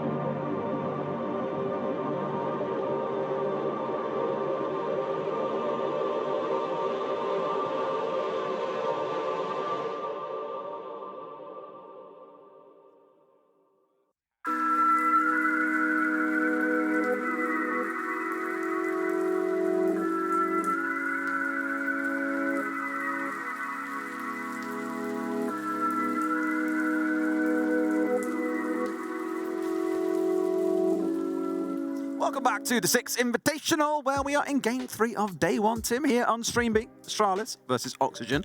We've already seen Border taken 8-6 by Astralis. It was their map pick, which means Bank now awaits us. A map that we have seen many times, had a lot of fun on over in Europe. Tim, I'm hoping to see something very spicy from these two teams going into it. I like Bank. I like Bank as a map. As you said, it's a very big map. It gives lots of opportunity for those roaming gun battles, lots of opportunity for extensions of sites. There's lots of different ways to do things. So especially when we're casting the NA teams, LATAM, APAC teams that we don't always see on Bank, we get something a little bit different usually. Absolutely. And for those of you who missed it, we had a wonderful big play coming out of Forest at the very end of Border. A couple of big moments for Spiff, a couple of big moments for Newers. Had a real mixed bag Dream with a really interesting and sneaky plant coming in onto Bathroom Tower. So we have seen a lot of these players stepping up and getting themselves involved in the game. But stepping away from Border, that can be quite a chaotic map at the best of times. Bank is where team cohesiveness on the roam and executes become even more important and critical to success. So I personally am really excited to see how this one shapes up. I don't know which side we'll see either team start on actually, so I'm sure Production / our observer, Sayano, the wonderful Sayano, will let me know which one that is, and we'll be able to talk about that a little bit more, Tim. I get the feeling that Bank could be a bit of a struggle for OXG here, if I'm honest. I think Astralis might potentially run away with this a little bit now. And part of that reasoning, I want to look at the sort of, I mentioned it at the beginning of the game, the Spiff versus Sweater. I know they're not playing the same role necessarily, but they sort of, I look at them as the new player, the fifth man, if you will. What are they going to get out of these, newer players to the roster? And at the minute, I think that Spiff has just delivered a little bit more for Astralis there. I think he was up towards 10 or 11 kills. I think it was 11 kills by the end of the game, and he's just really contributed in some critical situations in that second half as Spiff. So if they can continue getting that same level of performance out of Spiff on Bank, I think it could be a little bit of a problem for OXG. Some replays from that last map in case you are just tuning in and seeing what the hell's been going on over here on the B stream. Maybe even watching BDS versus CAG. I believe BDS were up 1-0 against Cyclops, Tim, and I think so far are also in the lead on their second map. Unsurprising. BDS are very good. They are coined to be one of the favourites, I believe, coming in actually a second seed for the whole competition. So there is a lot of expectation that they will come out on top. But more about them another time. Again, this game ended up real close. As you can follow that score at the top of your screen, we had 3-3 halves coming through. We weren't sure if it would go all the way to 15 here at the end of overtime, but it did end 8-6 to Astralis. There was some beautiful moments on both sides. As you said, for me, you picked up on it earlier. I think the key was that OXG, their best moments came around playing the objective.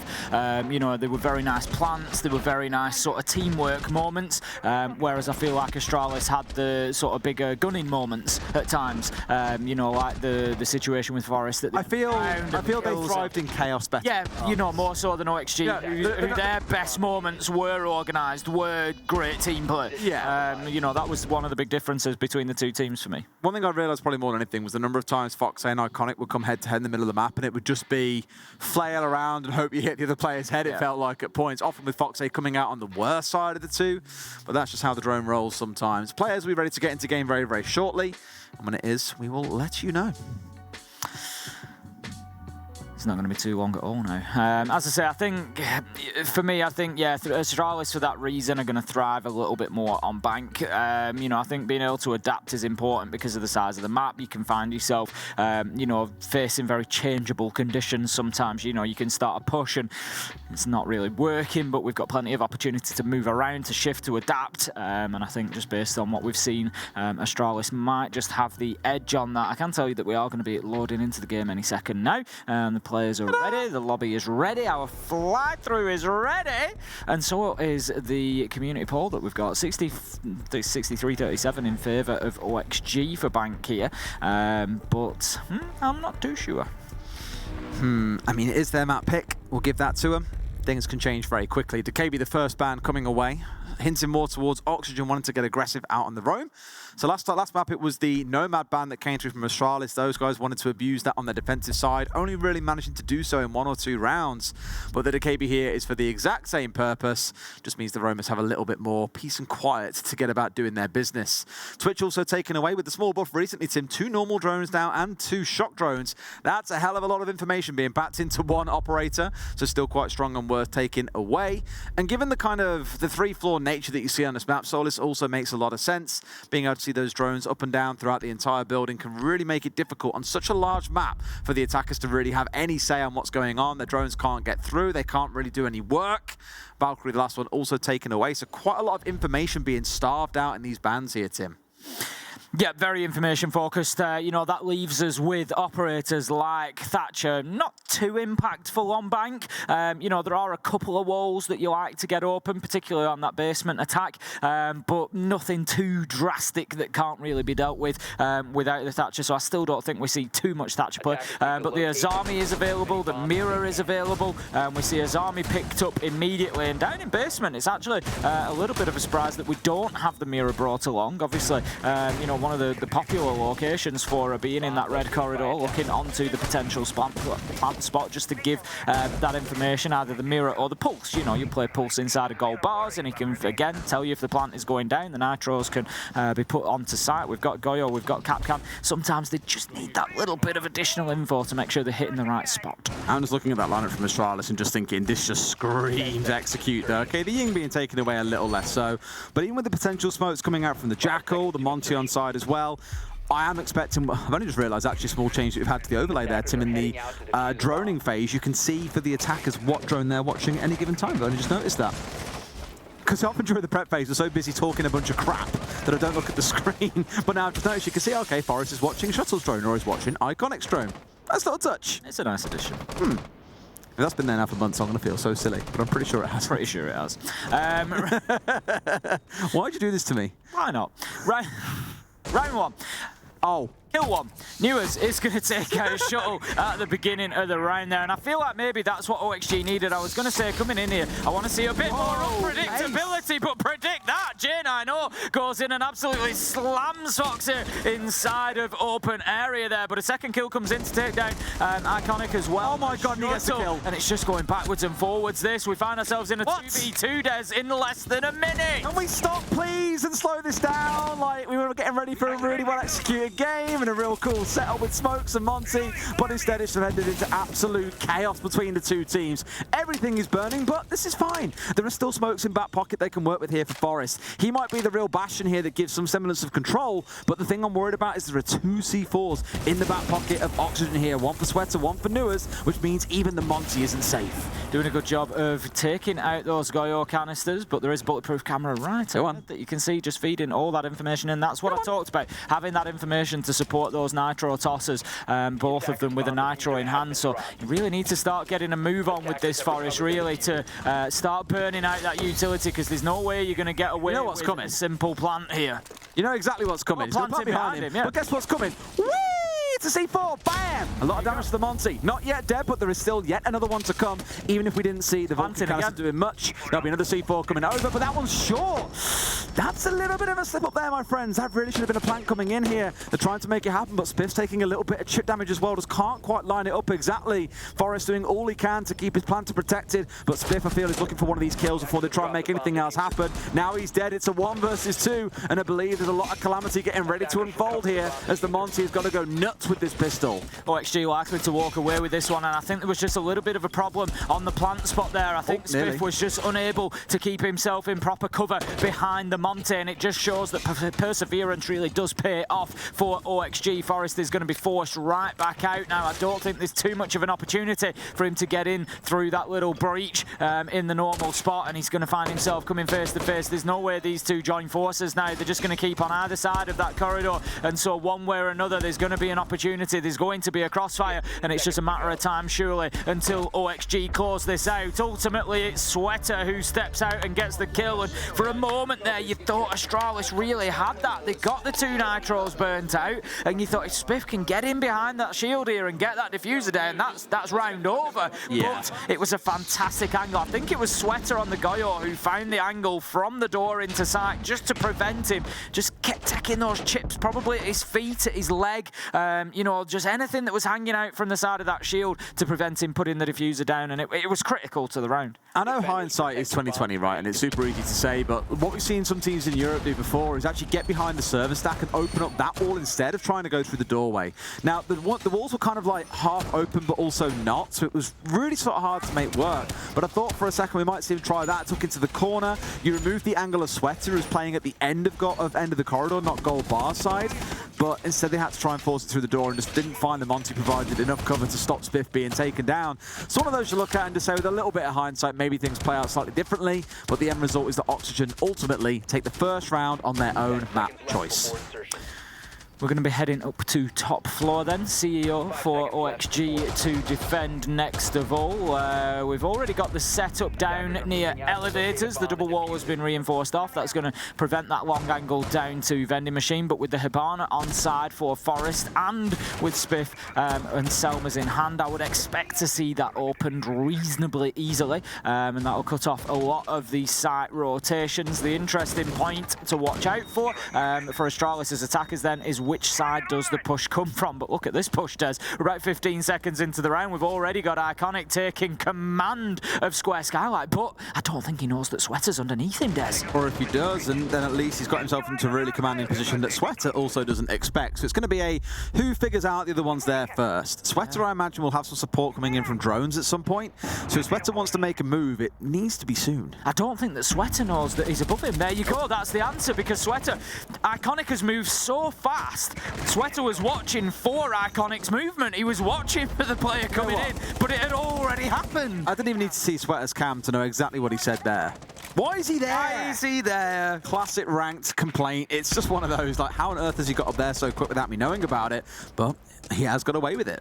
Sweater goes down then, 5v4 for Astralis. Great start taken by Iconic there. We're going to have the walls getting open, so that largely answers the question as to which side we expect this push to come from. It is going to be the Square Skylight, unless there is a mid-round switch over to the main lobby side, but I don't think that we'll see that now. Newers manages to take down J9O. Iconic's underneath, just trying to work with the nades, I think, just trying to soften them up. Fox here just holding on to Marble Stairs. No, he's all the way down in basement. Actually, I thought he was in and around Archives, but no, not in a position to do that just yet. We're going to have Forest burning out yet more utility with the castle barricades going. Oh, he manages to take a nade off the, a nitro off the board as well, and that's actually fantastic. That's worked out brilliantly for Astralis. I think they used the C4 to get the cover so he could step across and get rid of the X-Kairos that were onto the the barricade, but two coming at once. Can he find both? Finds one and two! That's the kind of clean you're looking for. Sure, there's a bit of crossfire work from the whole team, but they absolutely slaughtered them on the push through the windows there. Honestly thought that Astralis might put up a stronger performance on Bank to begin with, but right now we're seeing why OXG have picked up Bank as their map choice, because they're going very well on the defence. They're going to be heading to Staff and Open Area as their third choice site, and they could be in a position to just rinse and repeat after that. Currently 2-0, and not much that Astralis have been able to do so far. We've had, a couple of good moments from them, particularly Iconic's moment there. Gets up, gets himself a great first kill onto Sweater, takes control of Square Skylight, but then just nothing more from there, really. There was just no pressure onto site whatsoever. Now we get to go across to what very quickly became one of the most popular sites on this map in recent memory. It's going to be Staff and Open Area. Normally seeing the quadruple wall electrified or muted off. In this case, it should be electrified, as there is indeed no mute on side. And on the attacking side of things, I'm kind of surprised to see a Monty. From time to time, we have seen it used to come in through square and then work your way down through kitchen, kind of through the opening, and over in behind the counter to then try and make a plant happen. But it's just a little bit slow is always my worries, and a lot of backstabs on this map from down blue stairs, for example. So we'll keep a close eye on that, because Forest should be the kind of tip of the spear here. Not the one to get kills, but the one to charge forward on their executes, because like I said earlier on at the start of the game, we've got two of the best planters here in the world in the form of Forest and Dream, third and fourth globally for the number of plants throughout 2022, so you know full well the objective focus is number one. Iconic has once again come in aggressively, this time on the gridlock, so maybe not quite as quick as with the Iana, but is at the top of blue stairs and is starting to drawn out that square area, looking to take some control, but they know that Vertical's inside of Archives now. There's a challenge potentially coming from Electrical, and that could be a bad time to move away from that angle. He might find himself just peeking into a line of sight here, but Astralis are not messing about, as they are rushing straight on in. That's it. He's in a great spot and he can plant, but he needs cover for this as well as the issue. Dream a little bit too close to make anything happen here. Also doesn't want to expose himself, so backs away out of the smoke. And the Monty was in there more collecting information, it seems, than anything else. But down goes Shuttle. That's the Flores off the board. And on the trade, it's Newers on the Azami going down. I'm not sure how much the smoke actually helped them there, Des, rather than hindered them. There was just a lot of confusion created by it. We saw Dream on the Kaid able to just basically run around free will. And it just gave the impression to Forrest that there was no way he was getting that diffuser down, and I think it just covered off a lot of the sort of angles and lines of sight that the other attackers were trying to use, so not sure that really worked out quite as intended, and it has certainly taken the foot off the gas for Astralis. I think they've tried to do too much with not enough. They've gone for some smokes going down, they've got the wall being opened up, tried to really capitalize on chaos without realizing, okay, we don't have any control of squares, so we can't line up to play on these walls that we've opened up, for example, and it just means they have to undo the whole attack and sort of start again from zero. They've managed to at least find one back on their side, which is okay. It's a 4v3, the Monty is on side, for example, but they've got about 60 seconds to make this work still. A little bit of a problem for OXG now is that two of their members have been pushed into a very tight area there. We find ourselves now in a 3v1 effectively with Vertical taken down and a Monty left on the board. It was surely a matter of time. It's going to be Spiff who manages to get that final kill onto Foxy, and Astralis, they managed to get themselves their first attack, taking that tertiary site, and it at least gets them started. Okay, it's a starting point. It maybe wasn't the cleanest way that they wanted to go about doing it. We spoke about the Monty kind of being a bit of a messed up execute to begin with. A couple of questions will have to be asked of Vert as well. I'm not quite sure what he was trying to do, where he was trying to position himself, but he just got caught completely blindsided there whilst he was trying to work his way across the top of those sort of screens in open area. Gets himself shut down, and it's a death that really didn't need to be happening.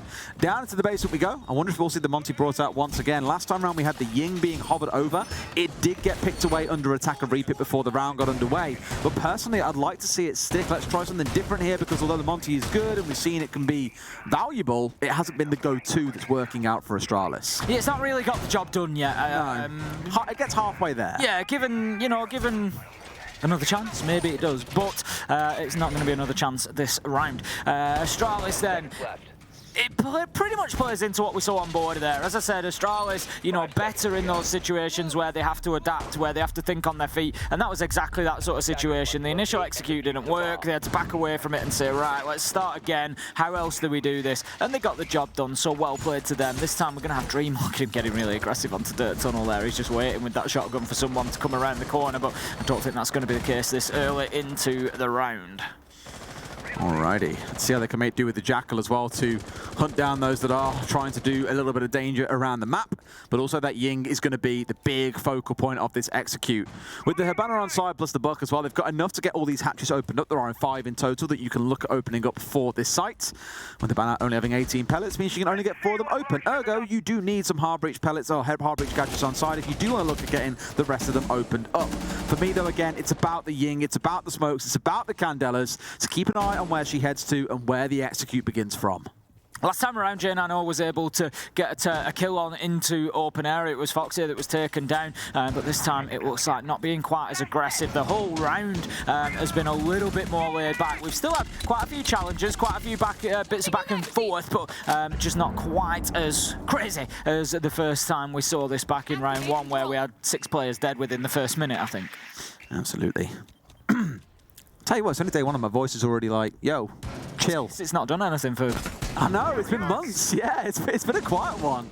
Spiff, though, not having a quiet one. He was a little bit quiet to begin with on board, but really warmed into it towards the back end. I think what he saw 11 and 8 towards the end of things. So showing that it doesn't matter if you haven't played in T2 or T1 before, you can still perform at an event like the Six Invitational. And what a first event that is to get to play at, Tim. 100%. It's a dream, isn't it? It really is. It's the platform. And the thing is, whilst we can say there's a bit of pressure on Spiff to perform, they need everybody firing on all cylinders. At the same time, you can look at it the other way and say, there's not too much pressure. How much expectation is there on a player to walk into SI and do the business online immediately?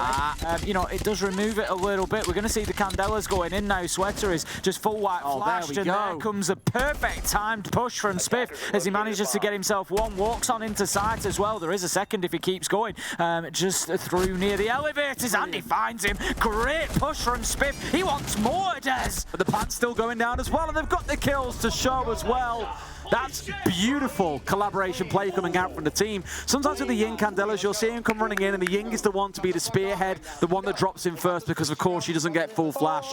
But what I love is the timing, the way that it lined up there, was you had Spiff coming kind of flanking in from the side, must have dropped his, or gone down main stairs, sorry, cut his way across, got a freebie at the top of garage, and then chased down the second as well. So even though he's playing something like the Jackal, not normally the go-to entry operator, has still behaved like an entry there, capitalizing off the back of those Candelas and just tearing Oxygen apart. Beautiful stuff from Spiff. I feel like OXG could be facing a little bit of a problem here. Astralis have got themselves 2 now.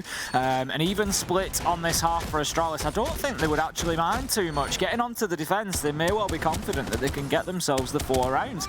And it leaves Oxygen certainly on the back foot, considering they lost that first map on Border. Astralis could be on for a repeat of the result that we saw between these two when they played in a best of 3 last, which was at the Charlotte Major, of course, and Astralis won 2-0 before going on to the final, ultimately to be defeated by Dark Zero, who won the tournament. But still, Astralis certainly looking to punish OXG in the same way here. But the one blessing in disguise for OXG is that it's a group phase, and at least they don't get knocked out if it does repeat itself. Absolutely, and that's what it's worth stressing as well. It's not about finishing first or even second throughout these groups. It's getting through.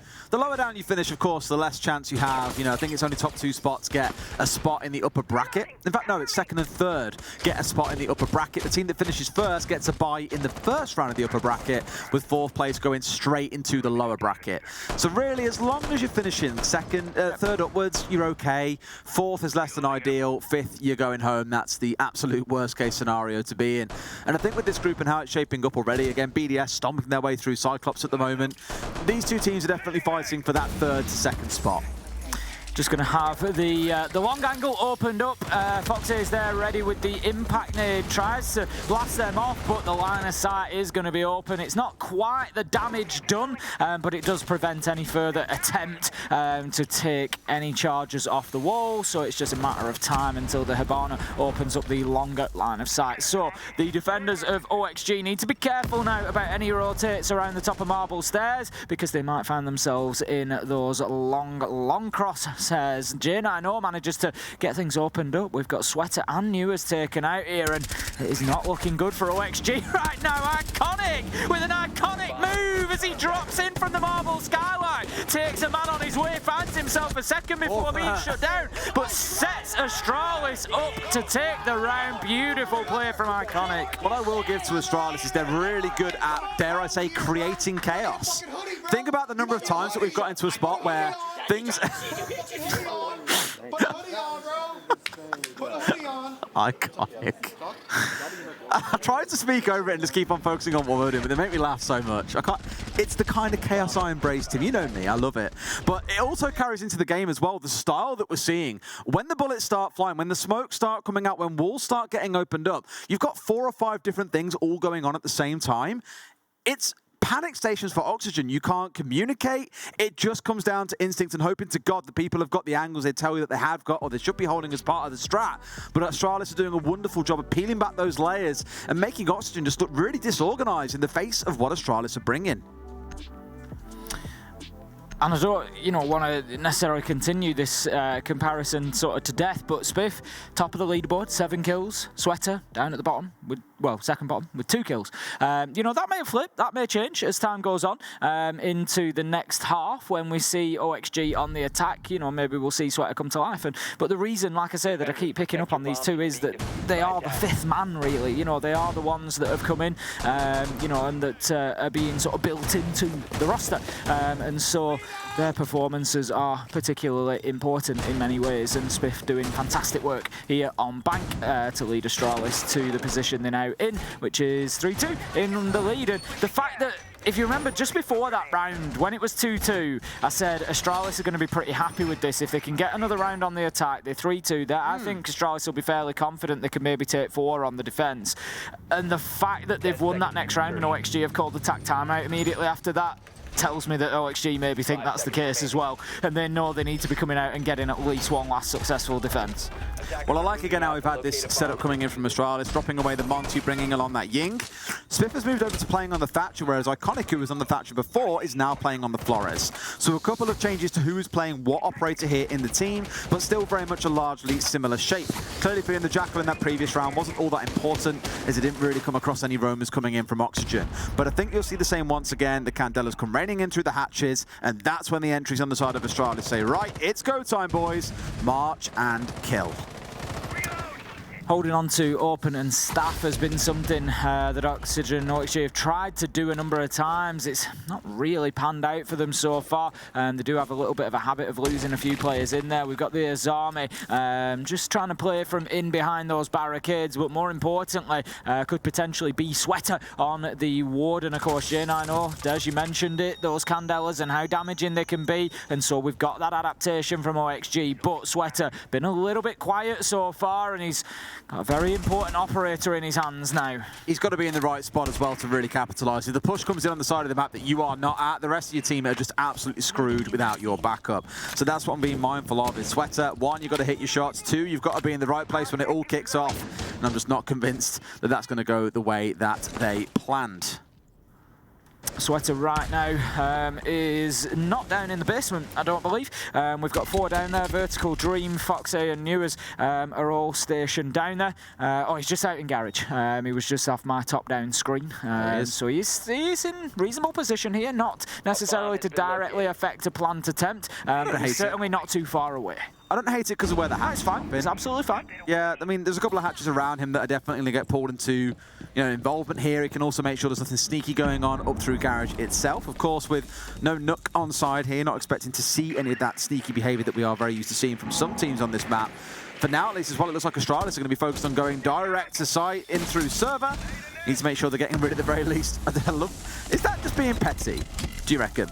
Look at this. The plant's already going down. Forrest isn't messing about. He's just going straight in there, looking to bait out utility. But there comes the shots from Sweater. That is what OXG needs from the Warden. A brilliant moment within the round for them. 30 seconds left to go. Diffuser needs to be collected. And Astralis, they might just need to regroup here, Des. It can't surely be held back entirely by one person here. Going to try again. And there we go. Iconic comes in and makes magic happen. But it's 2 kills back for Oxygen. A 4v1. J90 left alive. All on his lonesome, and Oxygen with a much better closeout there. We said the Warden had to be in the right spot, and in the right spot he was. Well, we had a 3-3 half on border, we had a 3-3 second half on border, and we've unsurprisingly had a 3-3 half on bank. Very little to separate these two teams at the minute. I feel like maybe Astralis are going to do slightly better on the defence. I feel like they've been more adaptable than OXG so far. I think that will play well for them, given that Bank has a big map, like you say. There's a number of options, and you have to be able to respond to them. But OXG did a very good job in that last round of doing exactly that. So, honestly, I say that I feel like Astralis have got a little edge. It's anybody's. This is the thing, right? It's absolutely anybody's. It's always so back and forth. And I love how the difference in response here coming out from the Astralis isn't to bring a Warden themselves. Instead, it's going to be the evil eyes of the Maestro. Very similar in functionality, doesn't get affected by flashes, can see through smoke, can direct that C4 coming out of shuttle. Am I quietly a bit nervous there's only one C4 on side? Yeah, normally you'd see 3 or 4 coming in on the downstairs here. They've got the smoke on side as well, and maybe, just maybe, Iconic on the Ella will have those Grismots coming into good use as well. Oxygen changing over in the last second here towards bringing along a Jackal for vertical. They want to deal with the usual chaos that we're used to seeing out of Astralis, so we've got a couple of players roaming out and about around the map. Yeah, definitely going to have to deal with them as quickly as possible. Now, the hatch inside of open area has been reinforced, as has the small office. So the Maestro that's playing inside of there is just going to have to be very careful, Jane. I know he's scarpered straight down the marble stairs. I was going to say that was his point of exit, really, but he's taking it before any real fight comes his way. It's instead going to fall to Iconic up on the top floor. I think we may be seeing a little bit of a blue stairs hold from Forrest on the smoke as well, potentially. Which is always something that I like to see. I love the blue. The blue stairs hold. Love a blue stairs hold. I can think of so many big moments. Yeah, that's what I mean. It's just one of those exciting holds. You know that the clash is coming at some point. It's a lot of it's kind of like rolling the dice, because as the defender, you have to kind of guess, are they going to push me on the bottom side or push me on the top side? Because generally the teams leave them, they hang them out to dry and say, look, you're holding blue stairs alone. Your job is to draw utility and waste time. We're not going to risk more than one person for this. See you later. And then it's that guesswork of, are they going to push me on the top side or are they coming from the bottom? You've got to play that game and play that dance. Certainly do, and I believe I'm right in saying that both of the Roamers have been pushed back to side. Spiff and Iconic are back down there now, been dealt with very well by OXG. We're only a minute 20 into the round, they've been down there 20 seconds, so Astralis doing a very quick job of doing that, obviously supported by the Jackal of Vertical to move across. They're taking confident control here, so this is a good start to the attack from OXG. Confident map control, quickly gained, and they can now start opening hatches and making life difficult. The question is, will the Smoke of Forest commit fully to this blue stairs hold, or once this hatch gets opened, does he scarper? Do they have support here in Square as well? I could assume the answer is yes, but Forest surely is fancying his chances of popping his head out and getting a kill for free onto the Maverick. But sure enough, yes, Stream is sat there as well. That's the right call to have. He burns through yet another smoke canister. There is only one remaining, so not going to be using that for the plant denial either, Tim. Relying solely on the C4, a little bit risky. Another one comes out, and this maybe is where I'll back away at this point and say, yep, you know what, forget about it. We aren't going to try and hold to blue stairs anymore, as clearly they don't even want it. I love this. Iconic has stayed inside a server as well. They're going to have to. Iconic stayed inside a server, and I just don't think that they were that comfortable pushing in, you know, to that amount of pressure. But Foxy is going to drop down, get a kill onto Shuttle. J9O goes big. Can he get another with the Alder? No, the kills all go in the favour of OXG, and all of a sudden, it's down to Iconic. It's 1 versus 3. The nade comes in, forces him to move, and Newers is just sat there waiting, clamps his jaws shut, takes Iconic out of the round, and that is going to be OXG getting themselves their first attack. What I love was that was just so clean and It's simple. really nice attack. Like, there's no frills in that. There's no use of candelas, for example. They just get 2 stacked up on the lobby hatch. They chuck a flash in to block out the Maestro. The rest of the team are convinced of how focus coming in on server side because of the work from Maverick going in over there, and they simply drop in. Last player left alive gets an aid at his feet, forced into an open angle, and also taken down. So again, really smart and clean play by Oxygen. A very convincing first attack, and it's no doubt going to spell good things for the rest of this half. I hope I just have not jinxed them in saying that. I mean, what I love there is I've said a few times that I feel Astralis have dealt with the chaos and they've adapted a little bit better. Great adaptation from OXG, just showing how closely matched these two teams are. They're trying to push into server. They've got Iconic there, they've got Forest there, and they think, you know what? This is too much of a risk. This is difficult. I think when you start going through that process of opening the hatch, you're sort of waiting for the reaction in server. You're waiting to see what happens. Are these players going to disappear? Are they going to take their opportunity to get back to site? Or are they going to hold on to this with their life? And the answer was clear from Forest and Iconic. They were going absolutely nowhere. So at that point, OXG just said, you know what? We've got lobby hatch open. Get down there. Let's find some kills. And that's really smart because they know that they've got 2 players in server and blue stairs that are going nowhere. So if they drop that en masse like they did, they're going to have a man advantage in those fights. And it paid off brilliantly for them. Love it from OXG. Absolutely love it. Tim's loving it. Loving it. The new McDonald's spokesperson. Right. Let's see what Astralis can do. They've got to come up with something different here as well. More aggression maybe might be the answer, but we've seen changes in the lineup coming out of Oxygen as well. Jackal dropped away. The Finker coming on side 2 with some smokes in back pocket. Smokes really becoming quite a staple on this map as well. Not just coming through from a Monty or a Finker, but across other... across a Monty or a Ying, sorry, but also on things like the Finker, who, for those who missed it, did lose her nades. Sweater just going to drop away from that challenge. Spiff getting very aggressive up to the stock window there, looking to hold on to top floor. His Archives and Tellers is the site. Again, you know, it's worth a discussion at some point. It's a little bit of an unusual site choice. Usually the mid-floor site would be staff and open. We saw the popularity rise there dramatically over the last 12 months. But no, it's going to be Archives and Tellers. And vertical is just as important. If you can get yourself into CEO particularly, the entirety of the floor can be ripped up and you can make it a nightmare for the defenders to try and keep themselves inside of sight. So for the time being, Spiff up there on the Frost, he's going to be trying to hold on to stock particularly, and they've got the castle up there of Forest with him as well, and if anything, they're trying to use those vertical angles themselves, you know, to offer some denial. So this has to be dealt with by OXG, and Sweaty's not in a good spot right now. He's also really, really low on HP, but still moving forwards. No, gets shot from above. Spiff has got the vertical control, hasn't been forced out of Logi, and this feels like a massive mistake to have ignored him up on the top floor. Sure, they bring Iconic down. It may only be a 3 versus 4, but it's already advantage to Astralis.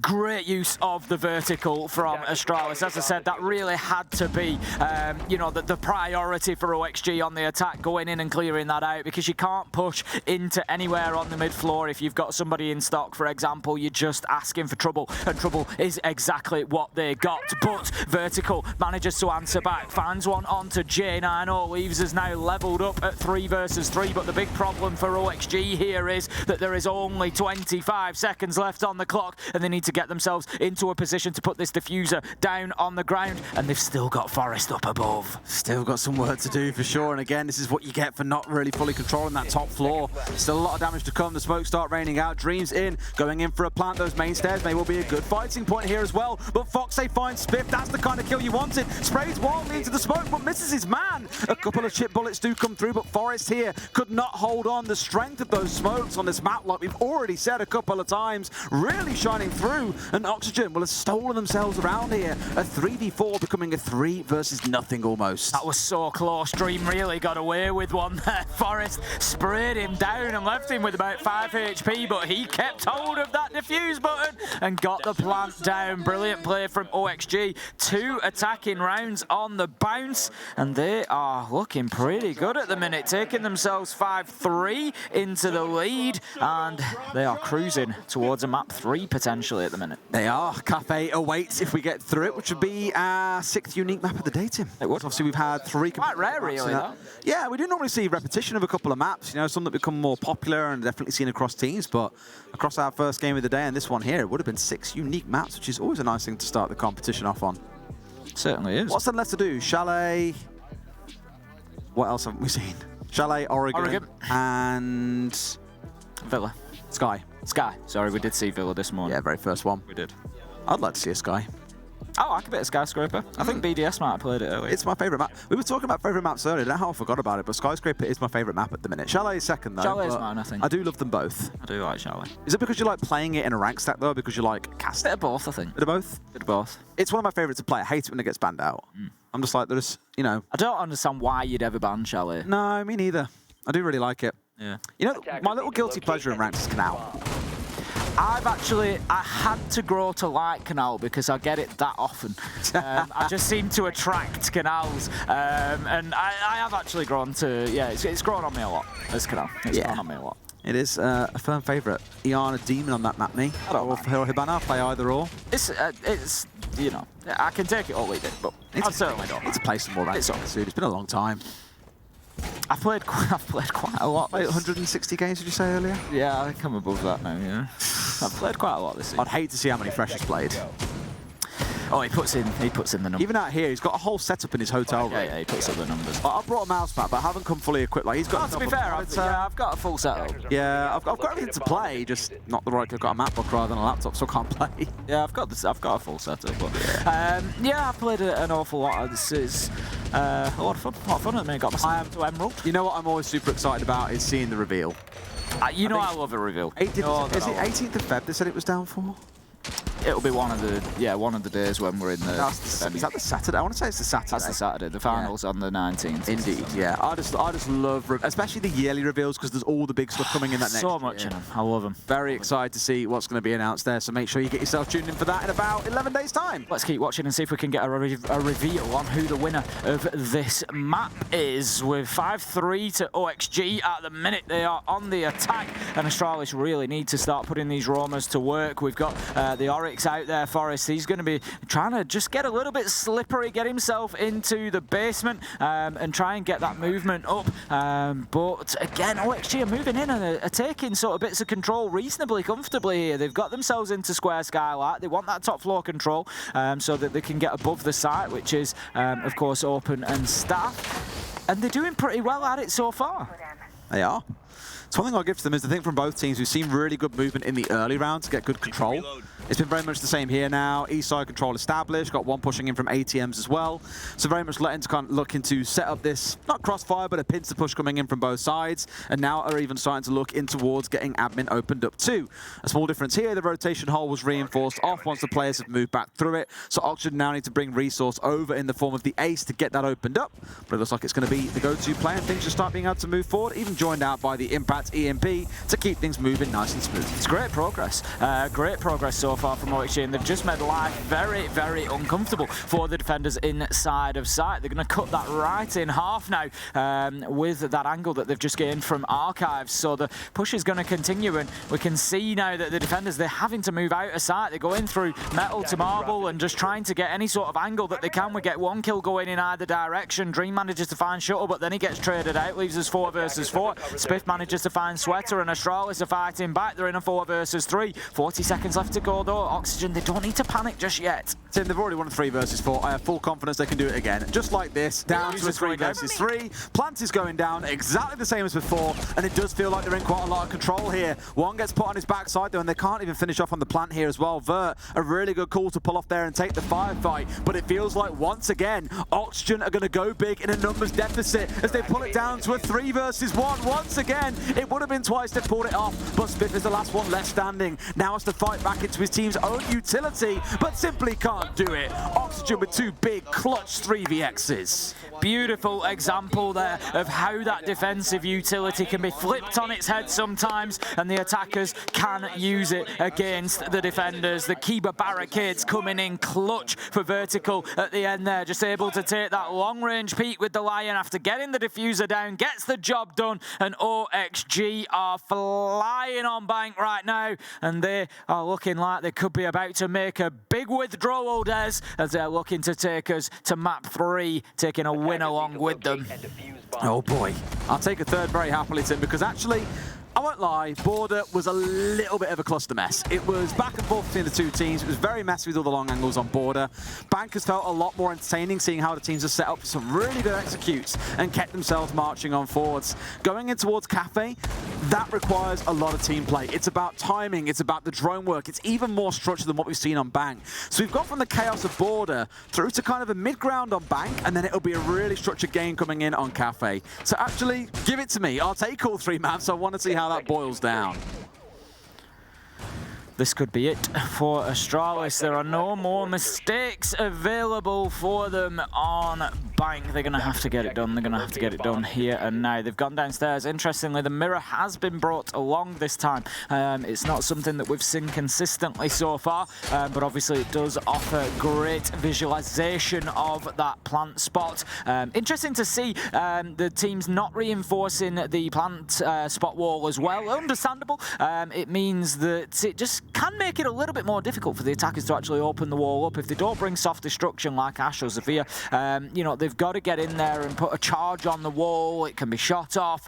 So really, that's going to come down to Vertical to get one of those Roteros in and maybe just open that up to allow Dream to get in there and start putting that diffuser down. Absolutely. Well, I like with the Gridlock coming back out once again. We saw that out of Astralis on their attacking rounds as well. Iconic charging forward with that operator.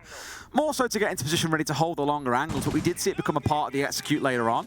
Recently buffed as well to have 4, well, I say recently, it was a good 6 months ago now, but buffed to have the 4 tracks rather than the 3. The smokes, as I've said a few times now, have been ever present for both teams throughout their attacking halves, and it's the same thing coming out once again. Now, Iconic really digging in deep here as well, deploying 3 of those keeper barriers, all the ones in back pocket to hole up here in this bottom corner. And the one on the soft wall behind might look a little bit strange, but they don't want to commit any reinforces up towards that top floor hold as it is only temporary, so putting it on the wall to stop you being shot from the top of those stairs. No information for Iconic there. He's just unaware of and perfectly lined up he was onto Sweater, but Sweater is able to continue controlling the top of square there, but they have to deal with Iconic. They cannot leave a player. We've seen at SI's past how devastating a player can be from that sort of location onto a server push. 1 minute 10 left to go, and they are limited on time to do something. What they can do, though, is just leave Sweater in position on square skylight. If they've got everything they need downstairs to be able to start getting getting a plant down. Ooh, but Sweater's down at the bottom of blue stairs. Who is watching square? I thought for a second then those Xcaris might be too far apart to not get off exactly what they need here. Now, they should be able to get rid of the mirror window at the very least, but there is still more work to do. It's good pressure coming in. I like that they've got the longer angle opened up on the single wall as well behind the server stack that gives them this angle straight through here towards the back of site. Now, out come the smokes. What can they do? As already the Iana is starting to march away forward. Nuez has found 2, makes it 3. He's decimated from the top of the ramp, and it looks like Oxygen, especially Nuez, have done enough here to get it over the finish line. A 4v2.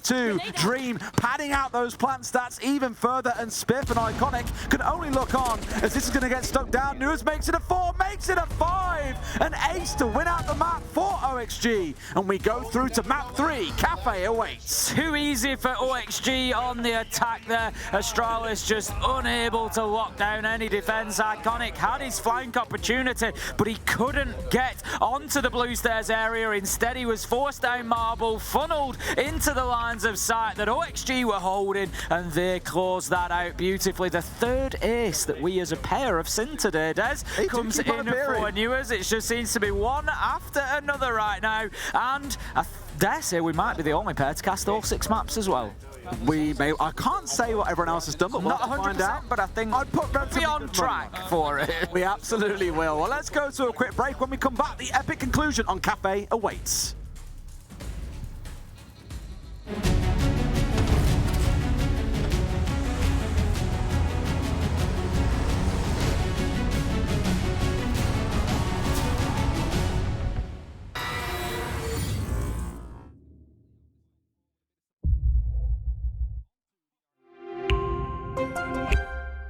I'm Nicholas Morton, but you know me as Pingu. I'm a 2-time Rainbow Six Siege World Champion and former top Rainbow Six Siege player in Pro League. Welcome to my Siege Ranked Bootcamp. We're talking 20 seconds left on the clock, you got the diffuser in hand, what do? Play the way that you're comfortable with, because you have confidence when you're in this position. That is when you're gonna be at your very best. Good luck.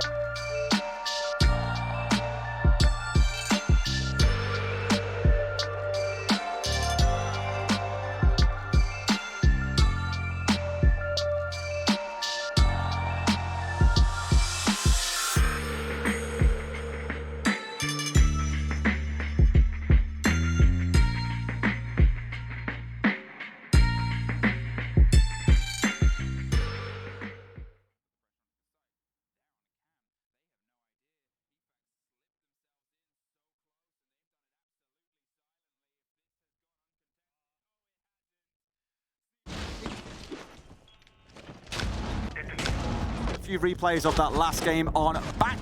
In case you have missed it, we are now sat at 1 apiece.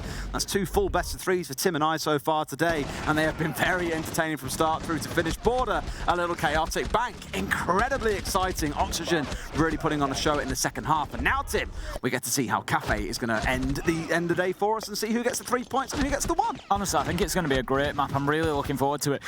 You know, we've had a pretty close affair on Border. We've then had, it was a fairly one-sided affair on Bank with OXG getting onto the attack and just absolutely decimating at that point. Newers on 16-4 with a 90% cost.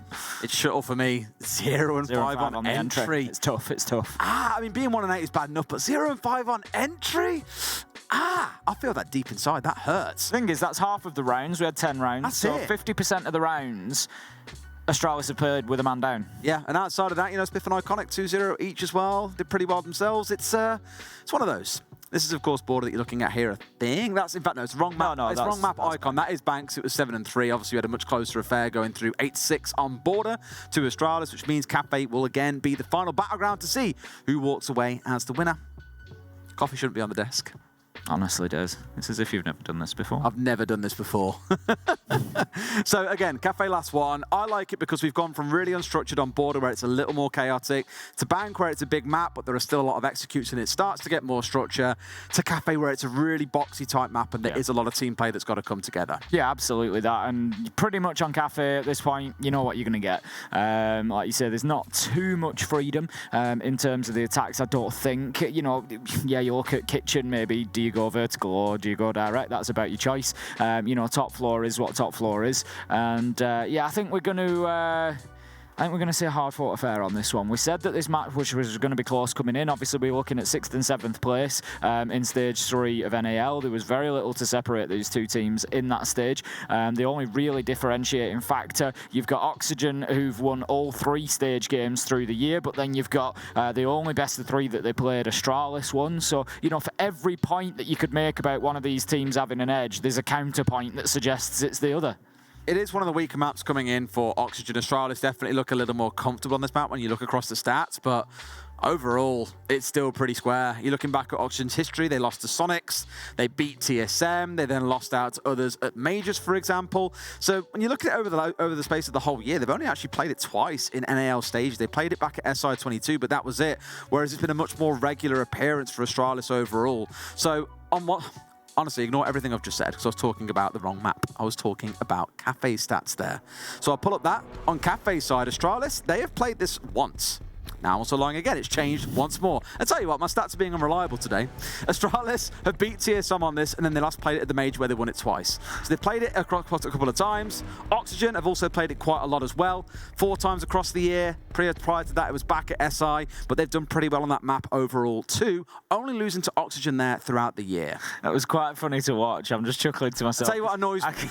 I can see Des's spreadsheet, and he changed the map, and it brought up one result for Astralis, and literally as he finished saying, they've played this once, the spreadsheet just instantly updated and brought more results through. It's because Google Sheets has to process it. You have this thing in the top right corner. It was bar brilliant. that fills up to say, hey, I'm still processing, and I just didn't clock it. But hey, stats-based analysis is fun when the stats actually work. Let's get these operator bands. I love this. I love the Iana band. Just to quickly jump on this one from Astralis. We've seen Iana a lot. The number of nades that have flown throughout this series. She's been ever-present alongside Nook sometimes, alongside Sledge sometimes. I think it's a really clever band coming out from Astralis to take that explosive power away, especially on a map when you think of things like Pixel. You can see shield stats up there, ADSs, bulletproof cameras. Just giving each team less nades is going to make things a little more ropey when it comes to trying to get through this utility. Unsurprisingly then, Astralis is starting off potentially with Sledge and Nook on the same side to make sure you have got those 4 nades in back pocket. Temporarily changed away. You do also have the Ash available there, so maybe saying 2 nades is going to be enough. OXG going to be heading straight downstairs. I love to see this. We all know that I'm not the biggest fan of the top floor as a site. Tends to be sort of 50-50 at best for the defenders. Reading Kitchen quite often will have superior defensive statistics in terms of success rates. So we're going straight into Kitchen for OXG. The question is, will they hold vertically or not? If they're not going to hold vertically, then you would almost always expect to see somebody playing inside of VIP. trying to hold on to the Christmas tree area, as it's sometimes referred to over at the back of the map there. Thank you very much, Sayano. You know, quite often, yep, you're going to have somebody trying to hold on to that area if they're not going to hold on vertically. If it's vertical, then that's more of a drop back position. It is indeed. Now, we are very used to seeing 3-floor holds coming out for this site in particular. Attackers have to start up on the top floor, clear everything out, work their way down piece by piece, being mindful of every sneaky possible corner on which a defender could hold, of which there is indeed already one up here on this top floor. Foxy playing on the Valkyrie, looking to cause a little bit of hot bother. Now, whether or not he finds someone or is chased away by drones a little bit sooner, I imagine we'll find out in the next 30 seconds or so. But what I was going to say is Astralis, if only they knew just how close they really were to getting a freebie. Now they know, and this is where he could be in trouble. Supported out there by the Azami, though, that Kiba barrier perfectly placed to give Foxy a safe point of retreat. Great example of why you shoot out barricade rather than knocking them out. They're inside the side. Iconic's just gone in and got a double, and that is going to really mix up the defense of OXG now, because they've got to react, and they've got to react quickly. Shuttle manages to shut down Dream, and that leaves us in a 4 versus 2. Oh boy, more chaos to start the map off. Just when I was saying, you know what, I'm really looking forward to Kafe. It's more composed, it's more team-based, more execute. Let's run into These guys are just like, oh, there's 3 of them off site. Let's just rush straight at site, because we had Foxy and Vert playing on the upstairs, for example. They're the only 2 left alive. So Astralis managed to get in, clear out every single site player, but now being very mindful of what else might be going on with Foxy and Vert, having slowly worked their way back downstairs again. Right now, at least, they're still holding on the upstairs, though, and trying to burn through even more time. But Astralis want to play this by the book. It's a 4 versus 2 sure. They've already lost a couple of 4 versus 3s on bank. They do not want to have a repeat of that. No, absolutely not. Foxy is going to try and work his way back down from the top floor. But Spiff, he's sat there waiting. There's going to be a free bit. There you go. Closes out the round. And that's going to be Astralis taking that first attack, and in real sort of rush fashion, really. Like you said, just taking that opportunity of, you know, there's nobody on site. Let's get in there. Let's get ourselves a couple of kills. Let's overwhelm them. And overwhelmed they were. They were. Again, really good being a spot coming out from Astralis to identify there was that opportunity. In exactly the same way we commended Dream for this back on board, and when he saw a fantastic chance to just push straight in towards Bathroom Tellers and get the plant down when no one was on site. Similar story here, so both teams really good at capitalizing on the mistakes of the other and identifying where there was a weakness in the defense and exploiting that. Now we go up towards mining, not normally the go-to priority site for most teams. You'll see them playing between bar and cocktail, reading room, and then also down in kitchen. So this being that off-site that not too many teams go to, interested to see what their take on the defense of it is. Yeah, I think one of the difficulties sometimes can be the window directly into site. With a lot of the reworks and a lot of the newer maps, Villa's a very good example. I know it's not really new anymore, not by a long chalk, but Villa was one of the first maps that we had where there are no external windows directly into site. There's no external access where you can literally step through a barricade and be stood in sight. And I think, you know, that's something that we started to see a little bit more of. Obviously, Bar and Cocktail does have a couple of windows directly on that east side, but mining is another example of one where you've got a position where an attacker can stand on that window, you know, and just play directly in there. Similar to Koi earlier today, we've got Oxygen rolling out with the big intel heavy lineup. Got the Valkyrie on side, the Mozzies, the Evil Eyes. They want to see everything that Astralis are doing once they start looking at pushing in towards the sites. And we've already spoken a couple of times about how difficult it can be to deal with those Evil Eyes scattered around, especially when supported by things like Remind Magnets. Only difficulty really for OXG is that they aren't on side this time around. Foxy already looking to dance his way here around Lumber and wait for someone to appear at one of these 2 windows. In goes Forest, not messing about on the knock here, and it certainly looks like Astralis are wanting to play this with real speed and aggression, going in, seeking, searching, shut down by Dream as he steps around the corner, gets 1, gets 2, gets another. It's Noyers actually that gets the 3rd there. Dream with the double on the Alder, and it's all falling apart, but Astralis, they managed to steady the ship, Des. Somehow, they're keeping the speed, they're keeping the aggression, and they're finding the kills. It's 2 versus 3. They were walking into a real meat grinder there in pillars as well, one after the other dropping through and finding themselves taken down. I don't know if it's fully recoverable here. Sure, you've managed to pull something back, okay, I say that. They've managed to pull it down to a 1v2. Can Shuttle do it? We spoke a bit about his entry work on the previous map, not being the best, but what a shot! Domes him through the front of the train and is now in a 1 versus 1 against Foxy. I don't know if Foxy has full knowledge of exactly where he is on site here, but he's going to try and make this work. C4 coming in onto the wall, going to pull the trigger off. Off comes Shuttle, but he's looking the wrong way. I think he read it quite sensibly. He assumed he would be pulling that off and rotating around towards the door, but he doubles back and gets the shutdown. Another very close round, though. Nice stuff. Yeah, well played from Foxy there. I like the attempt from Shuttle to get that diffuser down. It's something that I was going to call for. You know that Foxy is off-site. You know that he's been up on that top floor because he got a kill from there. But ultimately, just not able to close that out. And it was down to the choice of leaving those walls soft that allowed Foxy to play the Nitro. And at that point, it's 50-50. Shuttle could have chose to look towards that breach. Maybe he gets the kill, maybe he gets the win. But ultimately, he thought that he was trying the big brain play of breaching on one side and moving through the door on the other, but Foxy was a step ahead of even that idea and came back on himself to get that final kill. So well played, OXG, leaving us 1-1 in the first 2 rounds, and I'm not going to say it yet, Des, but Fresh, this is a square on Fresh's bingo card, that's all I'm going to say. It's a square that we want to see checked off as well, otherwise we can never finish playing bingo. Day 1. Day 1 would be nice. Day 1 would be amazing. I'll take that any day, though. We love the big full-length like series, whether it's a grand final or a best of 3. Take your pick. It just would not surprise me. It would not surprise me at all for this last map. For it to continue as close as it has so far. 2 teams that are very evenly matched here, and a great matchup. It's been entertaining, nonetheless. So we're going to have a reading room defense this time around, reading and dining, and they're going to be holding on to top floor a little bit more so than maybe last time around. There was a couple up there on the top. This time there's 3. They're holding all the way out to New Hatch. Actually, Forest is in a position to potentially pick up, I think it's the Valkyrie. It is the Valkyrie of Fox here playing underneath, and yes, he strays too far, and Forest slams him down and gets a beautiful opener for Astralis. Now it's about keeping that advantage, though, because I cannot get away from how many times we've seen Astralis, twice on bank as well, lost themselves a numbers advantage. They've been in a 4 versus 3, they've thrown it away.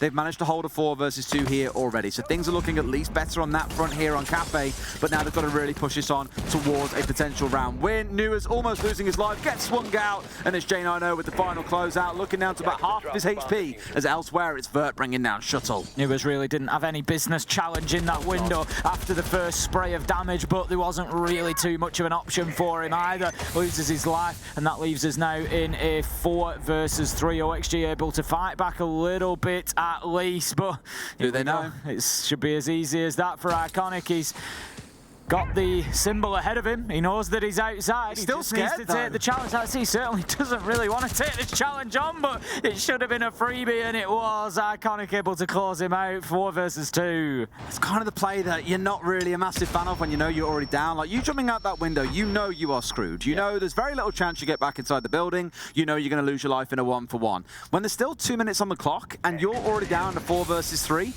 probably, 5 versus 3, not really the play to make, but still pulls it off, and Astralis will come down to a 4 versus 1. Looks like it's going to be an easy closeout. Dream bringing down 1 more, but still 3 more to go through. Dream gets away with one there, really.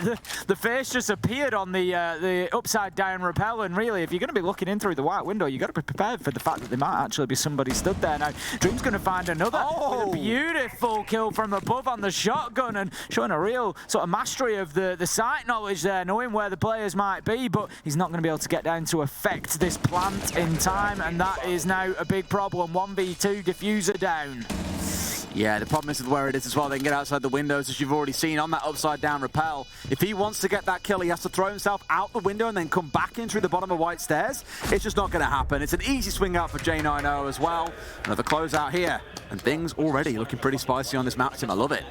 Yeah, I mean, as you say there, for OXG, you've got to ask a few questions about decisions like going out of the white stairs window. Really, if you're going to do that, you've got to do it on an operator, for example, that's got impact nades, that can just blow out the garage door and get back inside of the map at least quickly. It may not have worked in that circumstance. Iconic was in and around that area anyway, but still, you can't really do it on the Jaeger. The Jaeger's not the one, because it's just going to take you so long to get back inside of the map. Now then, we head into round 4. It's 2-1 to Astralis, and these two are wailing on each other at the minute. OXG, they are going to take us back to reading and dining once again. I feel like, Astralis were pretty much in command of that round, so OXG are going to have to show us something, quite different this time. They are. And this is what probably makes it a bit nervous as well, is that it's the attacking side for Astralis.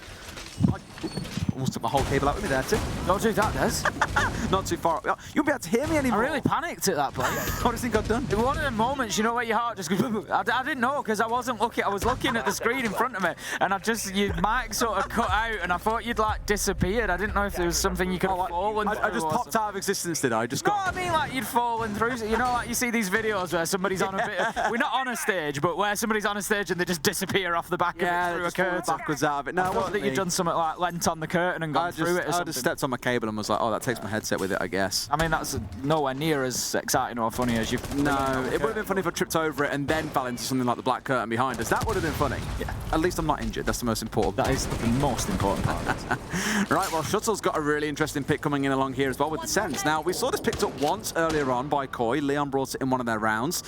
Didn't really see any impact from it. Here, what I really like about the Sens is the ability to cut off so many long lines of sight based on where you can get these in. Just like this, down towards Lumber is cut off. It gives a nice little safe angle straight the way through, but what I don't think he's aware of is there was a player tucked in towards the left who actually is now dropped away and is still looking for a way to get inside up on the rappel here into the building. Hasn't happened just yet, but on the very least, it's a couple of kills going back either way into a 4 versus 4, Tim.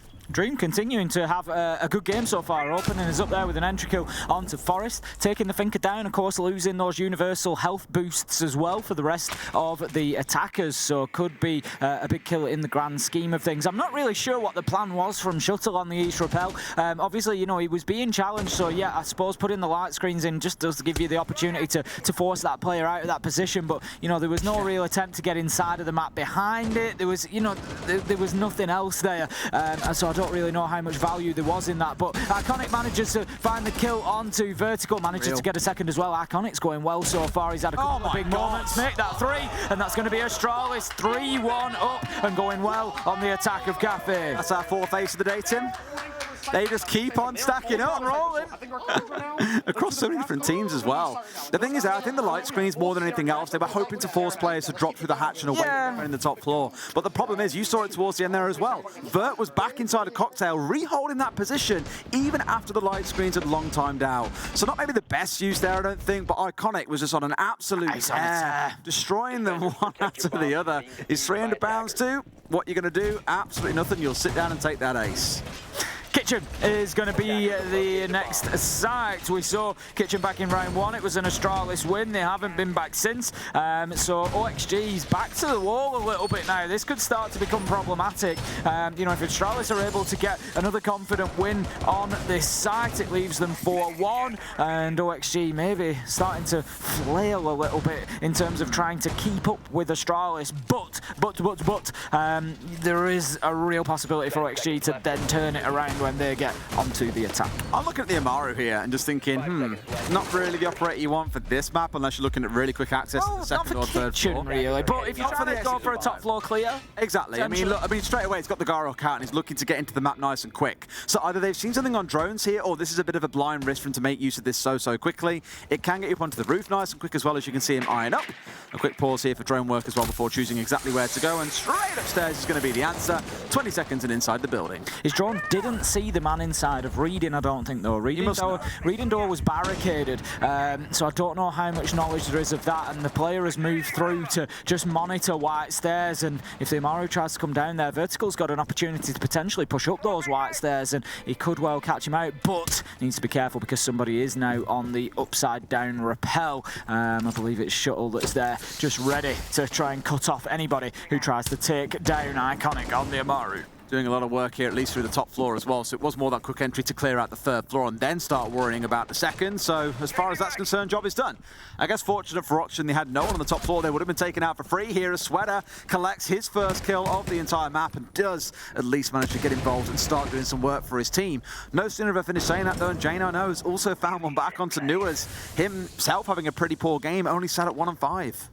This is it, Oxygen not really able to keep these man advantages that they sometimes get. Astralis doing a very good job of, you know, picking up the trades, picking up the kills, and just keeping themselves level and in the fight. Shuttle is going to get himself into the top floor now, decides enough is enough on the white stairs rappel, will move himself away and just look to maybe relocate down onto the bakery side of things.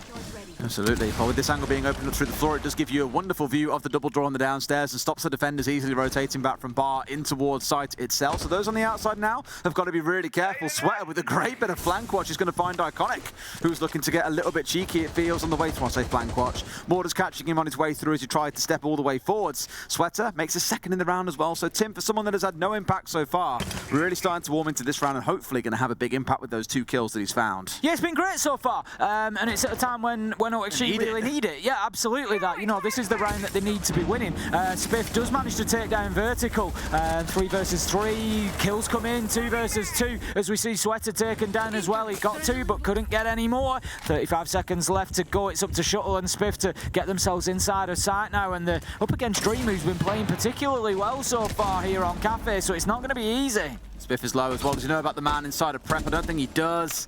A little bit of a loose idea. They know exactly where he's coming from, but the last man out towards Freezer's side means they've at least given Conceded some control away. But there's the side-by, drive-by swing that you want, brings down 1. And Spiff, now left all alone, has got 15 seconds to work with. Oxygen have just got to play this nice and passive, let him push onto you, play towards the time that you need, and sure enough, there's 1. They get the second as well. Dream with both of those.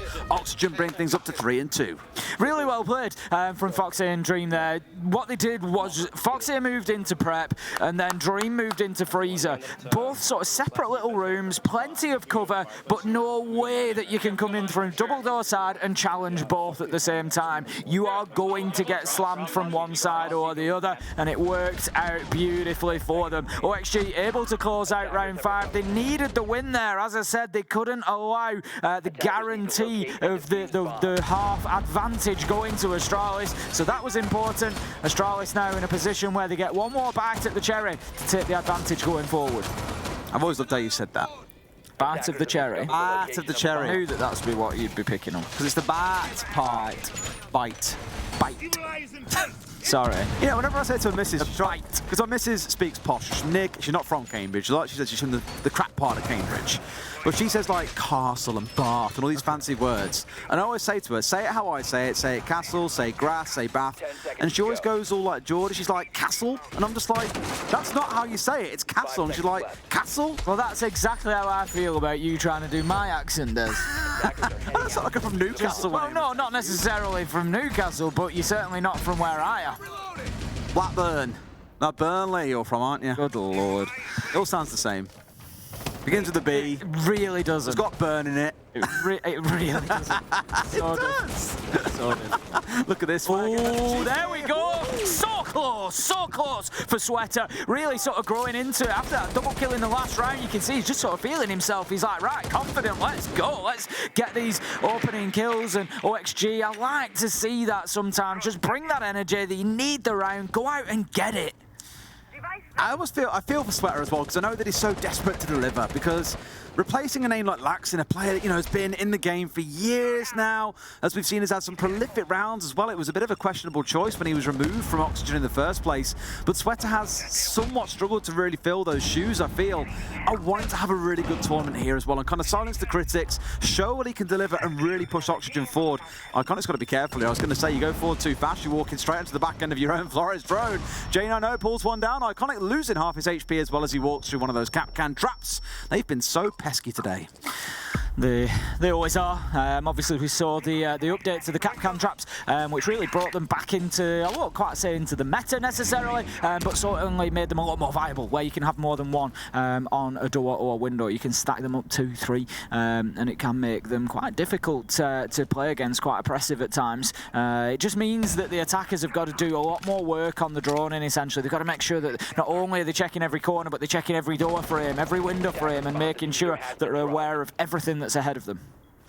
Yeah, which is good. I mean, another I thought there for a second that was the can trap going off, but no, it was just a breaching charge. The player ran through a doorway as well. So more fortunate timing, I guess, because no one got hurt by it. I agree with you, though. A lot of it has been really sensible so far in terms of the drone work that's coming through, playing as a team.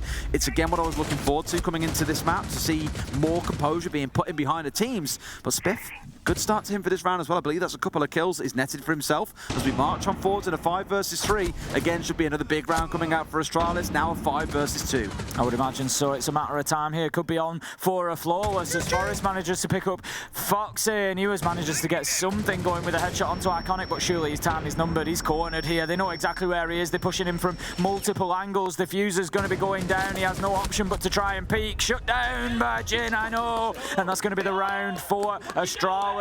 Finishing in a 4v1. It was certainly confident from them, and that gives them a successful first half. It's the first time that we've had a first half that wasn't 3-3. It's very true. It has been even throughout pretty much the entire game, except for the end of last match with it ending 7-3. But complete halves, yeah, absolutely been 3-3 the whole way through. Now we get to see how Oxygen fare on their attack inside. And I said this earlier on the bans, a lot of information was taken away through the operators that were banned away. We also saw the Iana being taken out of it, which has been such a popular pick throughout the entire thing too.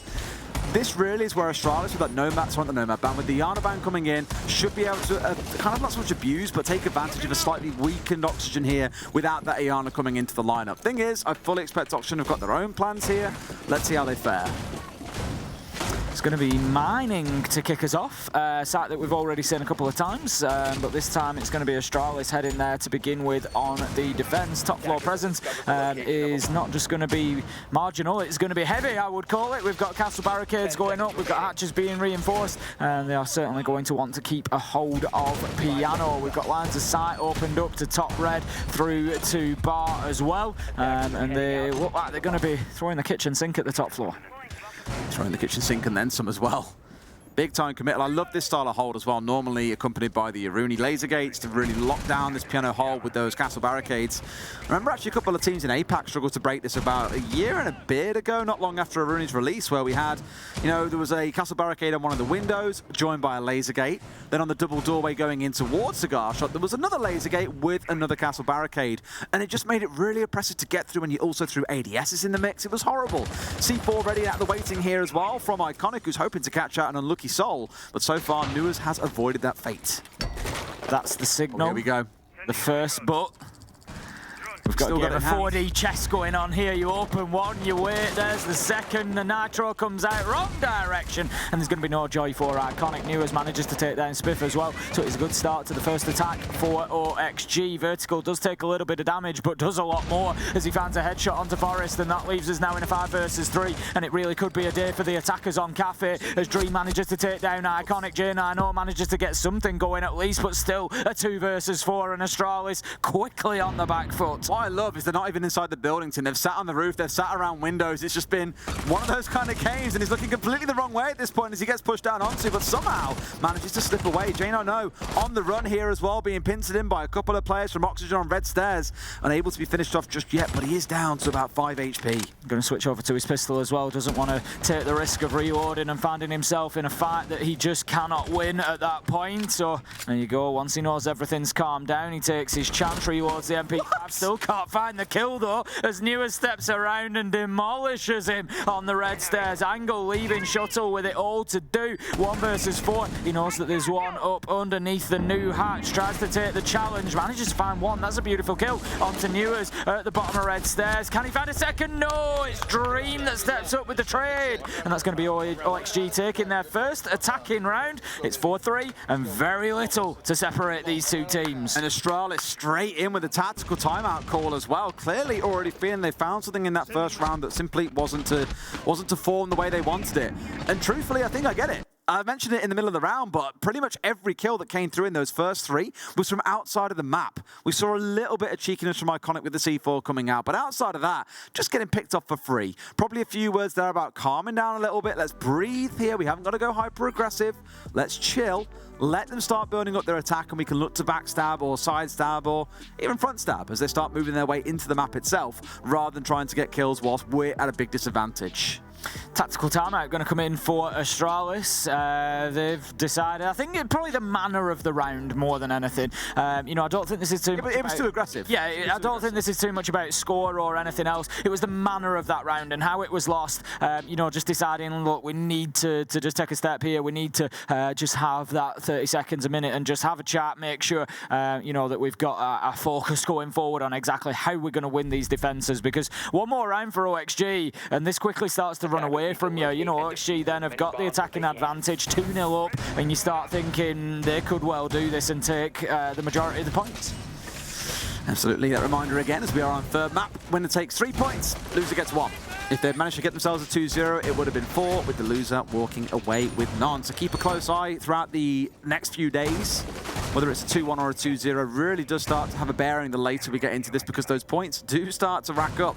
Not forgetting a couple of 2-0s, and, well, you've basically got as many points as you get from getting 3-2-1. So it's exciting to gives you a real chance and reward you for being consistent, especially across enemy map picks. I've said it a million times, and I'll say it a million more. I just love group phases. I absolutely love the chaos of it. I love, particularly when you get to what will be, the final day or two. Yeah. Quite often our group stages are 3 days. It's 5 days here at Invitational, which is even better. When we get into day 4, day 5, and we're starting to do the maths, and we're like, right, they're going to go there, they're going to... Yeah. I absolutely love it. I cannot get enough of it. Although this is not at all me trying to slander best of threes. I love best of threes. It's a really fun format to see teams' true level of performance. I do miss best of 1 groups, because that was peak chaos. Just chaos, yeah, that's the thing. Like, you knew you had 2 games that day at random orders. You had no idea what map it was going to be on, and it was just chaos. I must say I've really enjoyed the best of 3s that we've had as well today. They've been great series. Yeah, we've had some great, not just the ones that we've cast. Obviously we watch as much of the other, we can't watch all of them, because obviously this game's going on the other stream while we're on this one. But on particularly the off games, I sit and I watch both streams. No way. I watch the M&M game, I watch the Liquid game, and yeah, it's great. I just love taking as much of it in as I can, and we've had some great games, great performances in both directions so far. Some good 2-0s, some good 2-1s. Oh, wow. That's a spicy 2-1. Cyclops, for those who missed it, we've only just seen it as well. They beat BDS 2-1. That's not expected, because BDS were coming in as a hot favourite. I said to somebody this morning, we always get upsets on day 1. You can come in with the best predictions in the world for SI, thinking, yep, these teams will do well, these teams will win, and there will always be, after day 1, surprises, and there'll always be things that you've got to rethink, and that is certainly one of them. That's crazy. I need to go back and watch back some of that game later on for sure, as I really want to see how they've been able to dismantle them. Schalke went 39-21 across the whole series too. Just goes to show how crazy these groups can be. And as this game presses on, because we are indeed still casting this game and not just talking about other ones randomly in a podcast format, it's iconic as the first one to fall. It's going to be OXG continuing the push across the top floor. Still not managing to get complete map control up there, so work yet to be done. Just finding themselves stalling out a little bit. You can see still a number of defenders ahead of them there. They're absolutely not going to be giving ground whatsoever. They're continuing to fight here. I like this from Astralis. They've decided that the line in the sand is there on the top floor, and they are not going to be pushed past it. They've still got somebody in freezer. That is a life position, essentially. You're not coming away from that. You're going to have to play it to the end. Somehow dodging that nade. Can he put a couple on ice? That's the question. Sweater manages to get a big double, though, and that's going to open things up for OXG with 30 seconds left to go. They are absolutely destroying them in this round, and like that's him. They'll balance things back out at 4 apiece. It's a flawless round for Oxygen, and even after a timeout coming in for Astralis, it is not enough to stem the bleeding. Yes, it's only a 4-4, but 2 very dominant rounds from Oxygen makes you feel like this one will be going their way. There's one place that it might be going, Des. We'll see. Overtime. Overtime. We'll see. Going all the way. We'll see over the next few rounds. But I'm honestly, joking aside, I'm not convinced that we're going to get there. If this continues for much longer, Astralis are really not present in this game at the minute on defence. They're really struggling to get themselves into it. OXG are certainly in the ascendancy here, and this could continue. It wouldn't surprise me for OXG to take another couple of rounds. Astralis really sort of staying away from the popular sites at the minute. Back to mining again. It didn't work for them in round 7. We're going to give it another go. But you've got to be careful because you're limited on opportunity to give things a go at this point. You 4-4, you map 3. You know, once this map's done, it's done. You've lost your points effectively, so they've got to get this right. They absolutely have. And I think really when you look how the series has gone, you think about how tight Border was as Astralis' map pick that they eventually won 8-6 versus the 7-3 that we had out of Oxygen on Bank, a much more convincing victory. With a map like this one that feels it's the decider, it's more balanced between the two sides, it's not really too surprising that you are seeing Oxygen come out as a slightly stronger team, in my opinion. Whether or not they can finish it out and get it over the actual end goal, get that win, that 7-4, that 7-5, whatever it might be, remains to be seen. But by the looks of it, again, given those last 2 rounds, I do expect to see them have a real flourish towards the end. Going to have the Lion of Vertical up on the rappel of Piano.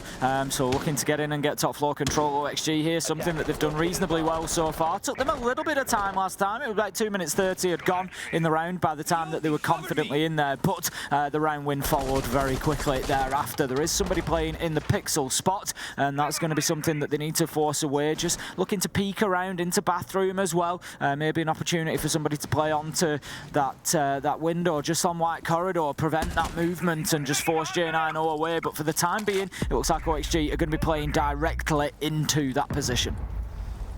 It's interesting how it's been a little bit slower because we've had players explode inside the building across the last couple of rounds and make things happen very early on and very quickly at that. Here things have been a little more controlled and composed because it's all about the execute, Tim. I spoke about these two teams and how much they love a plant, and that's exactly what Dream is going for. Plant's going in, C4 from below though. Will it be enough? No! It's Forest on the crossfire to get rid of Dream. Plant stopped for now. All the utility, well not all, but a lot of it has been burnt through. Candelas are gone, Smoke's gone, so Oxygen are going to have to win this round real hard and dirty.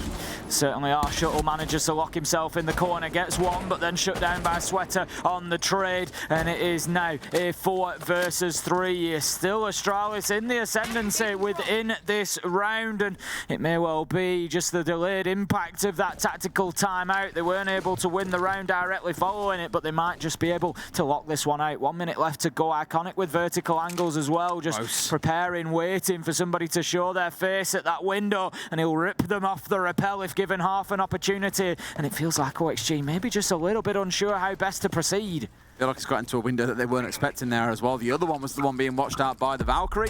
In comes the EE1D, steps across onto that goo mine that everyone will have heard, and now they'll know. Razor Bloom's also being triggered as Vert is on the hunt here, trying to find his player on the upstairs. It is J9O all by himself now, locked inside of storage. But do they know that he's got himself in freezer? Because if so, he's dead as a dodo, Tim.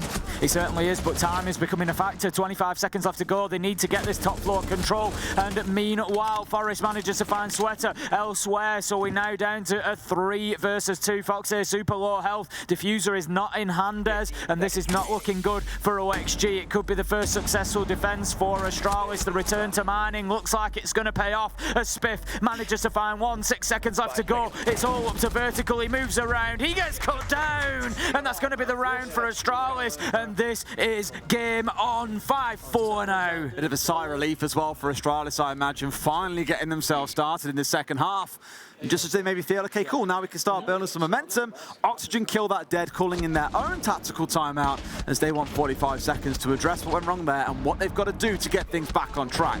Not forgetting, of course, we've got like a couple more rounds for them to go back through sites. They've already won and played and won previously, but that would basically guarantee us getting near to overtime as Astralis are only 1 round short. Another defense like that, and they're there. That will push Oxygen to take the tactical timeout. They pull the trigger on the pause and just see if they can inject a bit of pace back into this attack. They really didn't want that momentum broken. Obviously, from their perspective, it would have been best if they could have just continued rolling throughout that to get themselves locked out and done here on Kafe. But Astralis just showing that successful defense. We're going to have a reading room defense, I think it's going to be, that Astralis will follow up to. So they're going to be playing, you know, very similar style. It's going to be that mid floor. It's going to be the top floor hold. It's going to be a little bit more of the same. With a visual coming along as well. I haven't seen that picked out yet today. I thought we might even see it on Bankers. I think back to a couple of players over in EU. We've seen Benja do it. We've seen, I want to say Merc pulled off a massive 3K on a push out of logistics on their last SI as well. But nope, here on Kafe, it's Forest bringing out the big guns and seeing what he can do. To be fair, actually, the K1A I don't think has been hit too hard by the recoil changes. I know when I saw the spray pattern, I was like, my God, that gun is dead. But then it was actually quite similar to a lot of others. It's no longer a laser beam, but still a really good gun when you look at how the recoil works. So hopefully, Forest has a big round. Here we go then. It's going to be reading room, and it's going to be a top floor defense from Astralis. We see a bit of utility now then. Interestingly, what have we got going on down in the basement? We've got somebody down, well, I say basement, it's the ground floor really, down in Bakery and Wedding, just roaming around, and it's going to be Forest on the Vigil, as you said, just trying to make himself difficult really. He needs to get out into the map, you know, keep himself off the drones and just force them to come and face check everything. If nothing else, Vigil's primary function is to burn as much time as possible. Just leave the attackers chasing shadows around. If he gets a kill or two along the way, then all the better. Absolutely. Well, nothing really cheeky being picked off too early on. Still plenty of time for that Vigil to cause some mischief amongst the ranks of the OXG lineup. Looking at that, Flores also coming in for Nuas, just screams they want to be burning through some of the utility that may well impede them on the way there. The only real thing to be concerned about, to be honest with you, is going to be those Banshees and the bulletproof camera from the Aruni. Everything else is sort of whatever and just taken out in the natural flow of the round. Here on this top floor, though, that's where they've dug in, where they've really established themselves, and Oxygen must have read by now that there is some work to do to clear out those players. Spiff still able to keep his position in Cocktail, just waiting for the push to come from that new hatch side, but there's not going to be anything ahead of him for the time being. OXG certainly no major rush to get in here and start dislodging these defenders. Nua's just having a little peek here and there, just gently, tentatively, just prodding at the defenses to see, you know, what information can be gained. I think, you know, there's maybe a little bit of lack of confidence of exactly what's going on ahead of them. I think we are an Atro detonate there. Sweater going to take a little bit of damage, but not too much. That's absolutely fine, and it leaves Iconic, of course, with no Nitro in pocket. There comes the first challenge, though. Nua's absolutely deleting Spiff out of the top floor and gets a second onto Shuttle. Barely touched as well, down to about half HP at this stage, but nothing you're going to cry over too much if you knew as knowing you can land those headshots for free almost every single time. There's still a player chucked in though. I don't think they're even aware that he's here. Jane, I know, in a great spot, finds one, the swing comes in, but they can't complete. What scared the player away that was pushing in from behind them? Because really, that should have been a guaranteed trade coming in, but it simply didn't happen. The flash was enough as Nuas steps in and collects yet another. On course for a 4K here if he can find the last man. Shot going to be Iconic that manages to take down Sweater. He's going to continue fighting, trying to take back some control of the top floor, at least as many as he can get up there, but he's down to about 15-20 health now, so one bullet is likely to do the job. He really needs to pick his moments to attack. 35 seconds left to go. Nuas has diffuser in hand, opportunity to put that down on the ground, hasn't taken it yet, and it's an interesting choice not to get that trigger pulled and get it put down, but Foxy will beat him to the punch, find that final kill, take Iconic out, and OXG level things up 5-5, and we're at least going to see all 12 of Kafe. Already a good catch there as well, coming in from a drone just to spot the players in storage. Immediate snap call, and Foxy knew the swing was there and he's ready for the taking. So after their timeout, Oxygen get one back. Both teams have now had their timeout, won the next round, and then kind of been paused after that. Where we go from here is anyone's guess, Tim, because for a couple of rounds, I really thought Oxygen were going to steam on towards a 7-4 win. Suddenly, I'm not so sure. It really could go either way. Certainly could. Reading room, as you say, it will be once again Astralis just sort of doubling down and trying to make sure they can get it done this time, but there was just nothing really from them. No teeth up on the top floor. Nuas was able to just walk through them and take them down one at a time, and they can't allow that to happen this time around. Spiff found himself sort of stood in no man's land, really, in Cocktail, just waiting for that challenge to be made onto him. He just needs to be a little bit more careful about his positioning this time around. So we've got the Astralis setup nearly complete now as we head towards the action phase, and we're going to have Forest on the pulse. I like that. I do prefer the pulse to the Vigil, I will say. I think, you know, that information is very important, especially we've already said, you know, we've lost some information ops. So yeah, it's going to be a good chance for them to just have a bit of a better idea of what Oxygen are doing. Yeah, I do like the information game they're playing with the Valkyrie and that in tandem together. We spoke a little bit about some of the information game being taken away, the mirror off the board, the Solace being taken away, the KB being removed as well. It has been a theme running throughout the bands that we've seen operator-wise across these three maps so far.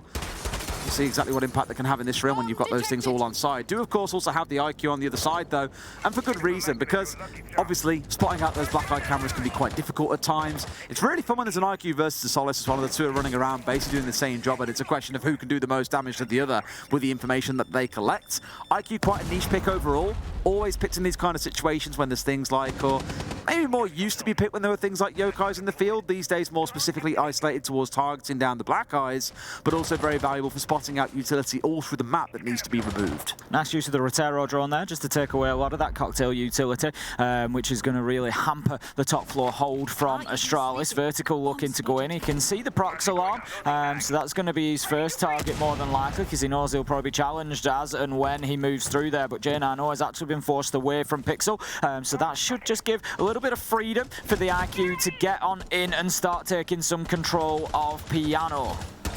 There we go. That's exactly why the IQ is valuable as well. Spotting out these gadgets on the way through, as long as the wee-woos, as Fresh would call them.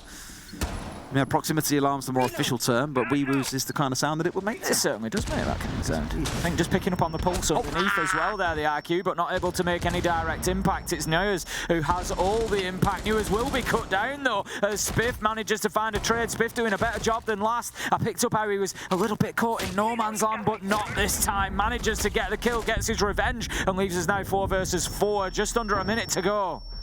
You're going to push down. Can Spiff find one here? No, it's a wonderful little crouch around the corner from Vert to bring down Spiff into a 4 versus 3, make it a 4 versus 2. Oxygen collecting momentum here as well. 2 more stand between them and match and series points as they look for those 3 points. We've got the pulse underneath. Forrest just playing for information, but there's not really too much of a direct vertical opportunity for him here. He does have Nitro in hand, but it just depends exactly where that play is made. Iconic's all alone inside of sight. He's trying to fight back. Forrest does manage to find a vertical Nitro. Fantastically played, but he now also finds himself 1v3 and cut down by vertical, leaving Oxygen on the map and series point 6-5. They will only get 1 opportunity. Got to close it out here and now. The last thing you really want to be stepping into is overtime, I feel, just to make those 3 rounds. The difference between 3 points and 1. It does also mean equally for Astralis. They're feeling that pressure now as well. No opportunity for a timeout. You've got to figure it out here and now, boys, as we head down to that ground floor for Kitchen as our final site in regulation. It's certainly the final in regulation. It could be the final. It could be the final on Kafe. It could not. We may well go to a few extra rounds, but it will all depend on the next 3 minutes and 45 seconds and just how it plays out. Astralis have felt a little bit wobbly overall on the defense for me. You know, so far they have only had 1 defensive win. They need to find a second if they want to take this into overtime and try and take the lion's share of the points.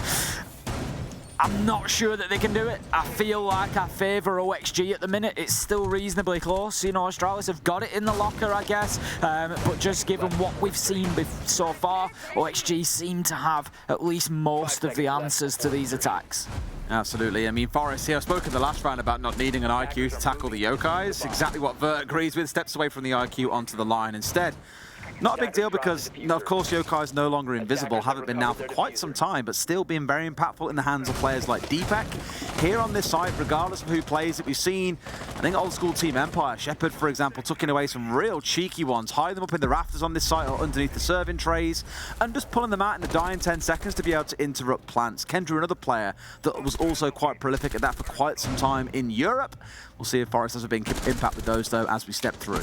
We're seeing the contrast of styles here. If you remember the first time that we saw OXG defend Kitchen, I said that you can sometimes play with the players above, or you can play on a horizontal with somebody inside a VIP, and that is very much what is happening from Astralis here. Iconic manages to get an opener, but it's going to be traded out fairly quickly, and we're going to see him taken down, leaving us in a 4 versus 4. Forrest is still in position in VIP. A little bit of a risky spot for your Echo. It's maybe going to limit his opportunity to be able to use those yokai drones late in the round, because it's a position that's generally going to be challenged, and just about gets his kill. I was a little bit worried about the timing for Forrest there. I thought he was just going to get caught in the animation, but no. Manages to take down Foxy and that is advantage Astralis. It was a great bit of work as well, because the whole time he was going for that jump out, we had Shuttle stood just to his side as well for anyone that might be pushing up from White Corridor, so he was there to be able to capitalize on their would-be aggression onto the jump out. Smart bit of team play coming out of Astralis. It didn't have to come into action, but still good seeing them have each other's back like that. Now we're at a spot, in comes one, and Spiff hits a wonderful shot to bring it down to a 2v4 for OXG, and it feels, Tim, like overtime is all but guaranteed unless we see an absolute miracle play coming out of Sweater and Dream. It certainly seems like it's looming. Dream has played well so far on Kafe. So far 11 and 8, leading the way for his team in kills, so if you want anybody left at this point, it would be Dream. He's hitting his shots, but you can see now Astralis have just taken their foot off the gas a little bit. They're sitting back, they're happy to watch their angles. They know there's absolutely no need for them to push this. Sweater is able to recover that diffuser. He's actually going to relocate, maybe push round to Bakery, but you just feel like they're clutching at straws. Just a little bit, yeah. Whatever they can pull together here would have to be absolutely miraculous. They've still got the Banshee to deal with on this pushing through the door. Now the question is, how aggressive do they get? Spiff, maybe a little bit over for a second as Dream finds one. They've done a good amount of damage, but can they convert it into a kill? Because unless they get rid of Spiff, he's just waiting to capitalize on that Banshee. There's another one waiting on the front door. Banshees might just prove to be the MVP in this round, Tim. Dream moves away. He's going to rotate to try and support, maybe from Wedding, and that's another freebie. Oh, Sweater walks in and gets Spiff. We're in a 2v2, but only 15 seconds left to go. It's Sweater. It's Dream. They need to push in and get inside a site here. Sweater does have the diffuser, so he may have an opportunity to put it down on the ground, but it's all down to whether Dream can cover sufficiently to keep him safe. Now then, they're not in a position to plant just yet. Dream almost finds his man on the spray down. Sweater's planting. Shuttle's got to do something. He comes in, cut down, and somehow Dream manages to find those kills, and that is going to be OXG taking Kafe there and now. A 2 versus 4 Des. Turned around for the win. Unbelievable. We've seen this happen so many times today as well in favor of OXG. They've been in 4v3s, 4v2s, and 3v4s or 2v4s and still come out the winner. So as well, Sweater straight in chat saying, lol, less typing, sit. One of those for him that they'll be absolutely delighted with that victory as well. Again, they take 3 points away from the NA Derby. What a series that's been, Tim.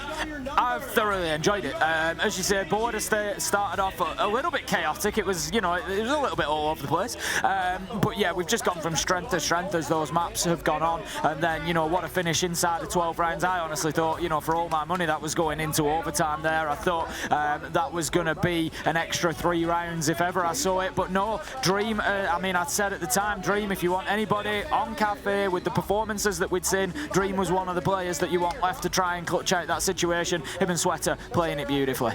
What I love is we've had so many moments there as well across the whole team of OXG that have really shone. Yep. Whether it was the ace coming out of Ver earlier on, Dream in those plant-based situations. Nuas has been prolific throughout the whole thing. It was a really good team performance. And that is the key word.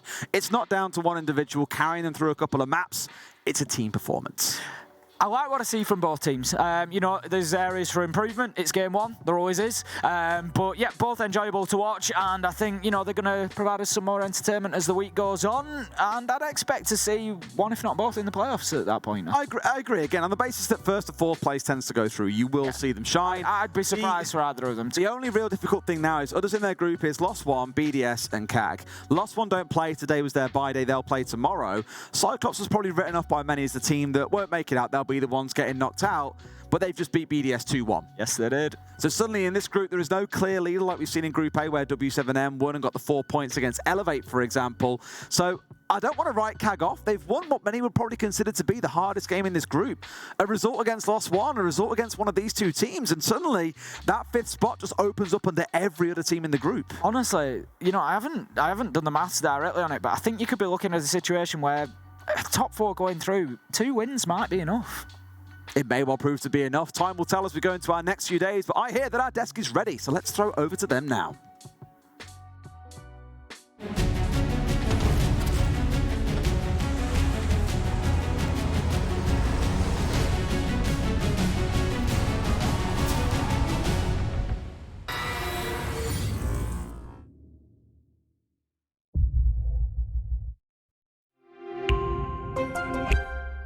I'm Nicholas Mortson, but you know me as Pingu. I'm a 2-time Rainbow Six Siege World Champion and former top Rainbow Six Siege player in Pro League.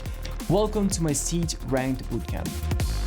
We're talking 20 seconds left on the clock, you got the diffuser in hand, what do? Play the way that you're comfortable with, because you have confidence when you're in this position. That is when you're gonna be at your very best. Good luck.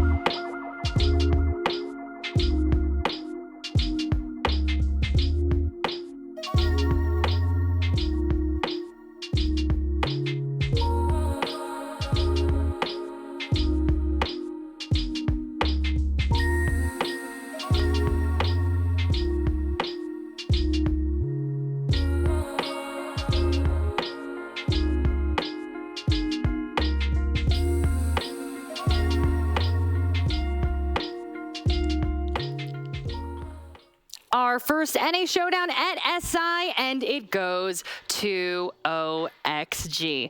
And I was here working the desk with Demo and Ollie, and I didn't get to see the third map. So summarize for me.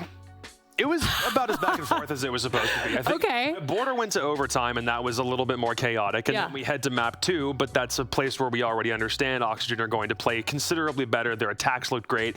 But then we get to Kafe, and that's a map neither team has really played before, and it has every reason to be extremely close because both teams have maybe played it a combined 5 times over the past year. Then they jump into it today. It goes 7-5. There's several lead changes in that bad boy. Fantastic game overall, I think, for both squads.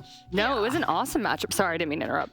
No, you're fine. I mean, I think that it was a very fun game to watch. It was a back and forth game for sure. I think you do have to take a look at those defenses from Astralis in particular as maybe an area to work on, something to improve. They won 5 defensive rounds out of 17. That's less than a third in terms of percentages. And I get it, right? We played Bank, we played Border, we played some attacker side of maps, but still you'd like to get that a little bit higher, especially finishing on Kafe, them not being able to get more than just 1 round on defense through 12 rounds. Really struggling there from Astralis on that defensive side. It felt like they were kind of moving around a lot, getting a little scrappy there on those defenses. So who knows how they'll adapt on that as it continues going forward, but certainly something to work on. Okay, and we just pulled up the map summary here from map 3, and we were chatting earlier, Jesse, you said the word scrappy, but OXG improved as this went on, Jacob. I mean, from what I saw the early rounds. I was like, oh, we're going back and forth. This is a dogfight. No, they definitely did. Dream was a lockdown player several times. There were multiple occasions where you remember why he's the guy who stays on site. You remember why your anchor player needs to be somebody who is that that important,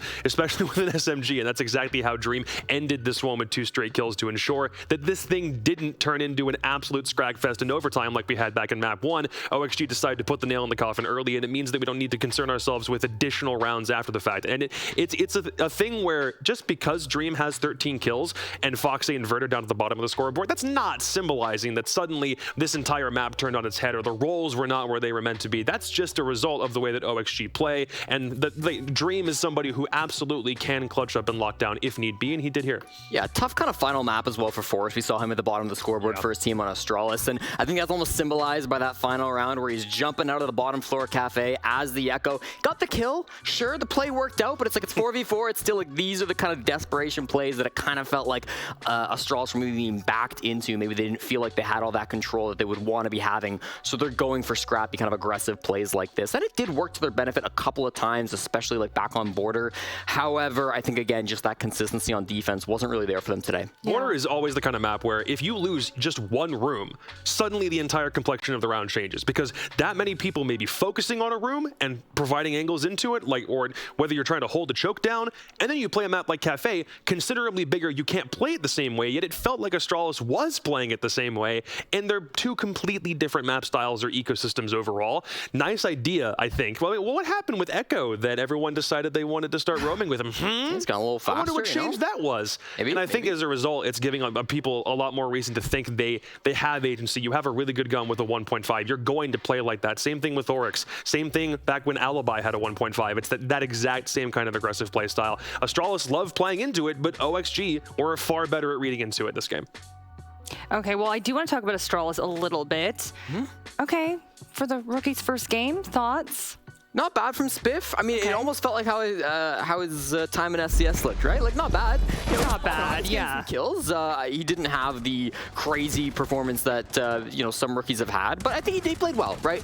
You're not going to put this loss on Spiff by any stretch of the imagination. No. Yeah. There were times where it looked like Spiff may be the MVP for this whole game, right? He was up there at times, certainly in this series, but anytime you're the youngest player at an event coming in for your very first time as a rookie, it's going to be a ton of pressure on your shoulders. I think he sometimes maybe could have taken more of those opportunities. You know, I think whilst they were kind of aggressive sometimes on defense, maybe if he found more of those flanks going through. This was a big thing, especially on Bank. It felt like oftentimes they were just sitting back. They weren't taking those chances when maybe they had to because it was such an attacker side of map against them. So, maybe there's some moments where he can step up a little bit more, but I don't think that you're going to criticize Spiff after this game. I think solid first showing from him. I'm excited to see how it grows. Yeah, not bad at all for his debut. I do want to take it back to OXG and get back on their hype train here a little bit, but Jacob, we got to talk about the synergy between Sweater and Vertical, for sure. Far better, I guess. Again, defensively was not the problem. We were trying to figure out how they're going to flex on offense when they push toward a building, and it was exactly like it was advertised in SCS at the end of Stage 3. You give Vertical more of the responsibilities with characters like Lion, guys who take way more control of the mid-round, and it's exactly the way that Dream said they were attempting to draw things up when they made that switch in Stage 3. You allow Sweater to do what Sweater does. That's go kill. That's go lead into things, because his entire philosophy is be a homing missile and start off the round with a bang. If Vertical, for some reason at this point in his career, isn't able to keep up to the same standard that he had from a couple of years ago, you can use him in a much more effective capacity in the middle of the round, attempting to use more crowd control operators and ensure that flanks are far more shored up. It almost won them Border. Let's be clear, the way that they made that kind of correction, this thing could have been over in 2 maps based on how they played their Bank. It was fantastic to look at it that way. And I think if that kind of play continues, OXG should be in for a much easier ride. But I'll make this point about both Oxygen and Astralis. The fact that you started this entire series by playing an NAL opponent is probably the single best prep you could have had for when you go into the internationals later, because you've played each other so often and you had that one game in SCS against one another that went OXG's way. Yes, this series ended the same, but it does mean when you go to face the international opponents, you're going to have a little bit more of a base of understanding of where you're actually at, and then you get more game day reps over the next 4 days. Good for both teams, I think. Yeah, and then continuing on the hype train for OXG, Newers. I mean, you brought him up in the pre-show. Oh. I know, great performance. Yeah, you'll have to see Newers pop off, right? I said that he's playing the best siege of his career, and I think he continued that on this game. Was putting up some insane numbers throughout the matches overall, was definitely the highest rated player, had a ridiculous KD, almost hitting 2.0, if my numbers are correct here, for his stats, 42 and 23. Wow. A ridiculous stat line for him to come through. We've talked about him being the entry king, the one that really leads the charge for Auction. He continues to do that. It was Sweater more often than not, I believe, back on border. Was getting a lot of those opening picks, but as the series went on, I think Newers kind of refit back into that role, was getting a lot of those opening picks, really making things easy for Oxygen, especially on a lot of those attacking rounds. The end of map 2? The ace? Yes, the ace to finish it off. Yeah. Oh my goodness. So much we could talk about there. But you know what? Let's check on Group C and see if we can get a little update on the standings. It should be looking pretty ridiculous. Yeah. Honestly. Oh my God. I'm still in shock by BDS. I'm not going to lie. I mean, like, I had a lot of fun talking about this matchup, but just real talk, like, BDS is, everyone's talking about that right now. Okay, that definitely looks a little bit strange because it should be Oxygen above BDS, technically. That should be what it is. However, for your eyes, everyone. For what it's worth, Cyclops with 3 points is already crazy enough, but I think the fact that this series also went to 3 maps and you only had one team capable of winning 3 points and Cyclops winning 3 means that every single point at this stage is going to matter. Cyclops proved that they're not a pushover that you can just farm points from in this group, and it means that if you don't, for some reason, end a series 2-0, like every single point will come down to the wire and will matter in the end. Probably a lot more than people were expecting, given the fact that BDS lost. Your thoughts on Group C? I mean, I think it's a lot, like, it could not physically be closer, right? Like, with 2 games both going to 3 maps, that means that there's the widest possible spread on points. Even though CAG are on top right now, and even though Auction are on top right now, they cannot feel safe, right? Still plenty of more days to go through. Los One still have all 4 matches to play, so they're currently on 0, but they've got a lot more games to play compared to everybody else who still just have 3 games to go. And for the teams that lost today, right? Astralis, BDS, they are by no means out of it. The field is wide open for Group C still. It's just day 1, everybody. So exciting for OXG versus Astralis there, but we got another matchup to talk about, M80 versus FaZe. So don't go anywhere. We'll be back in a flash to talk about all that.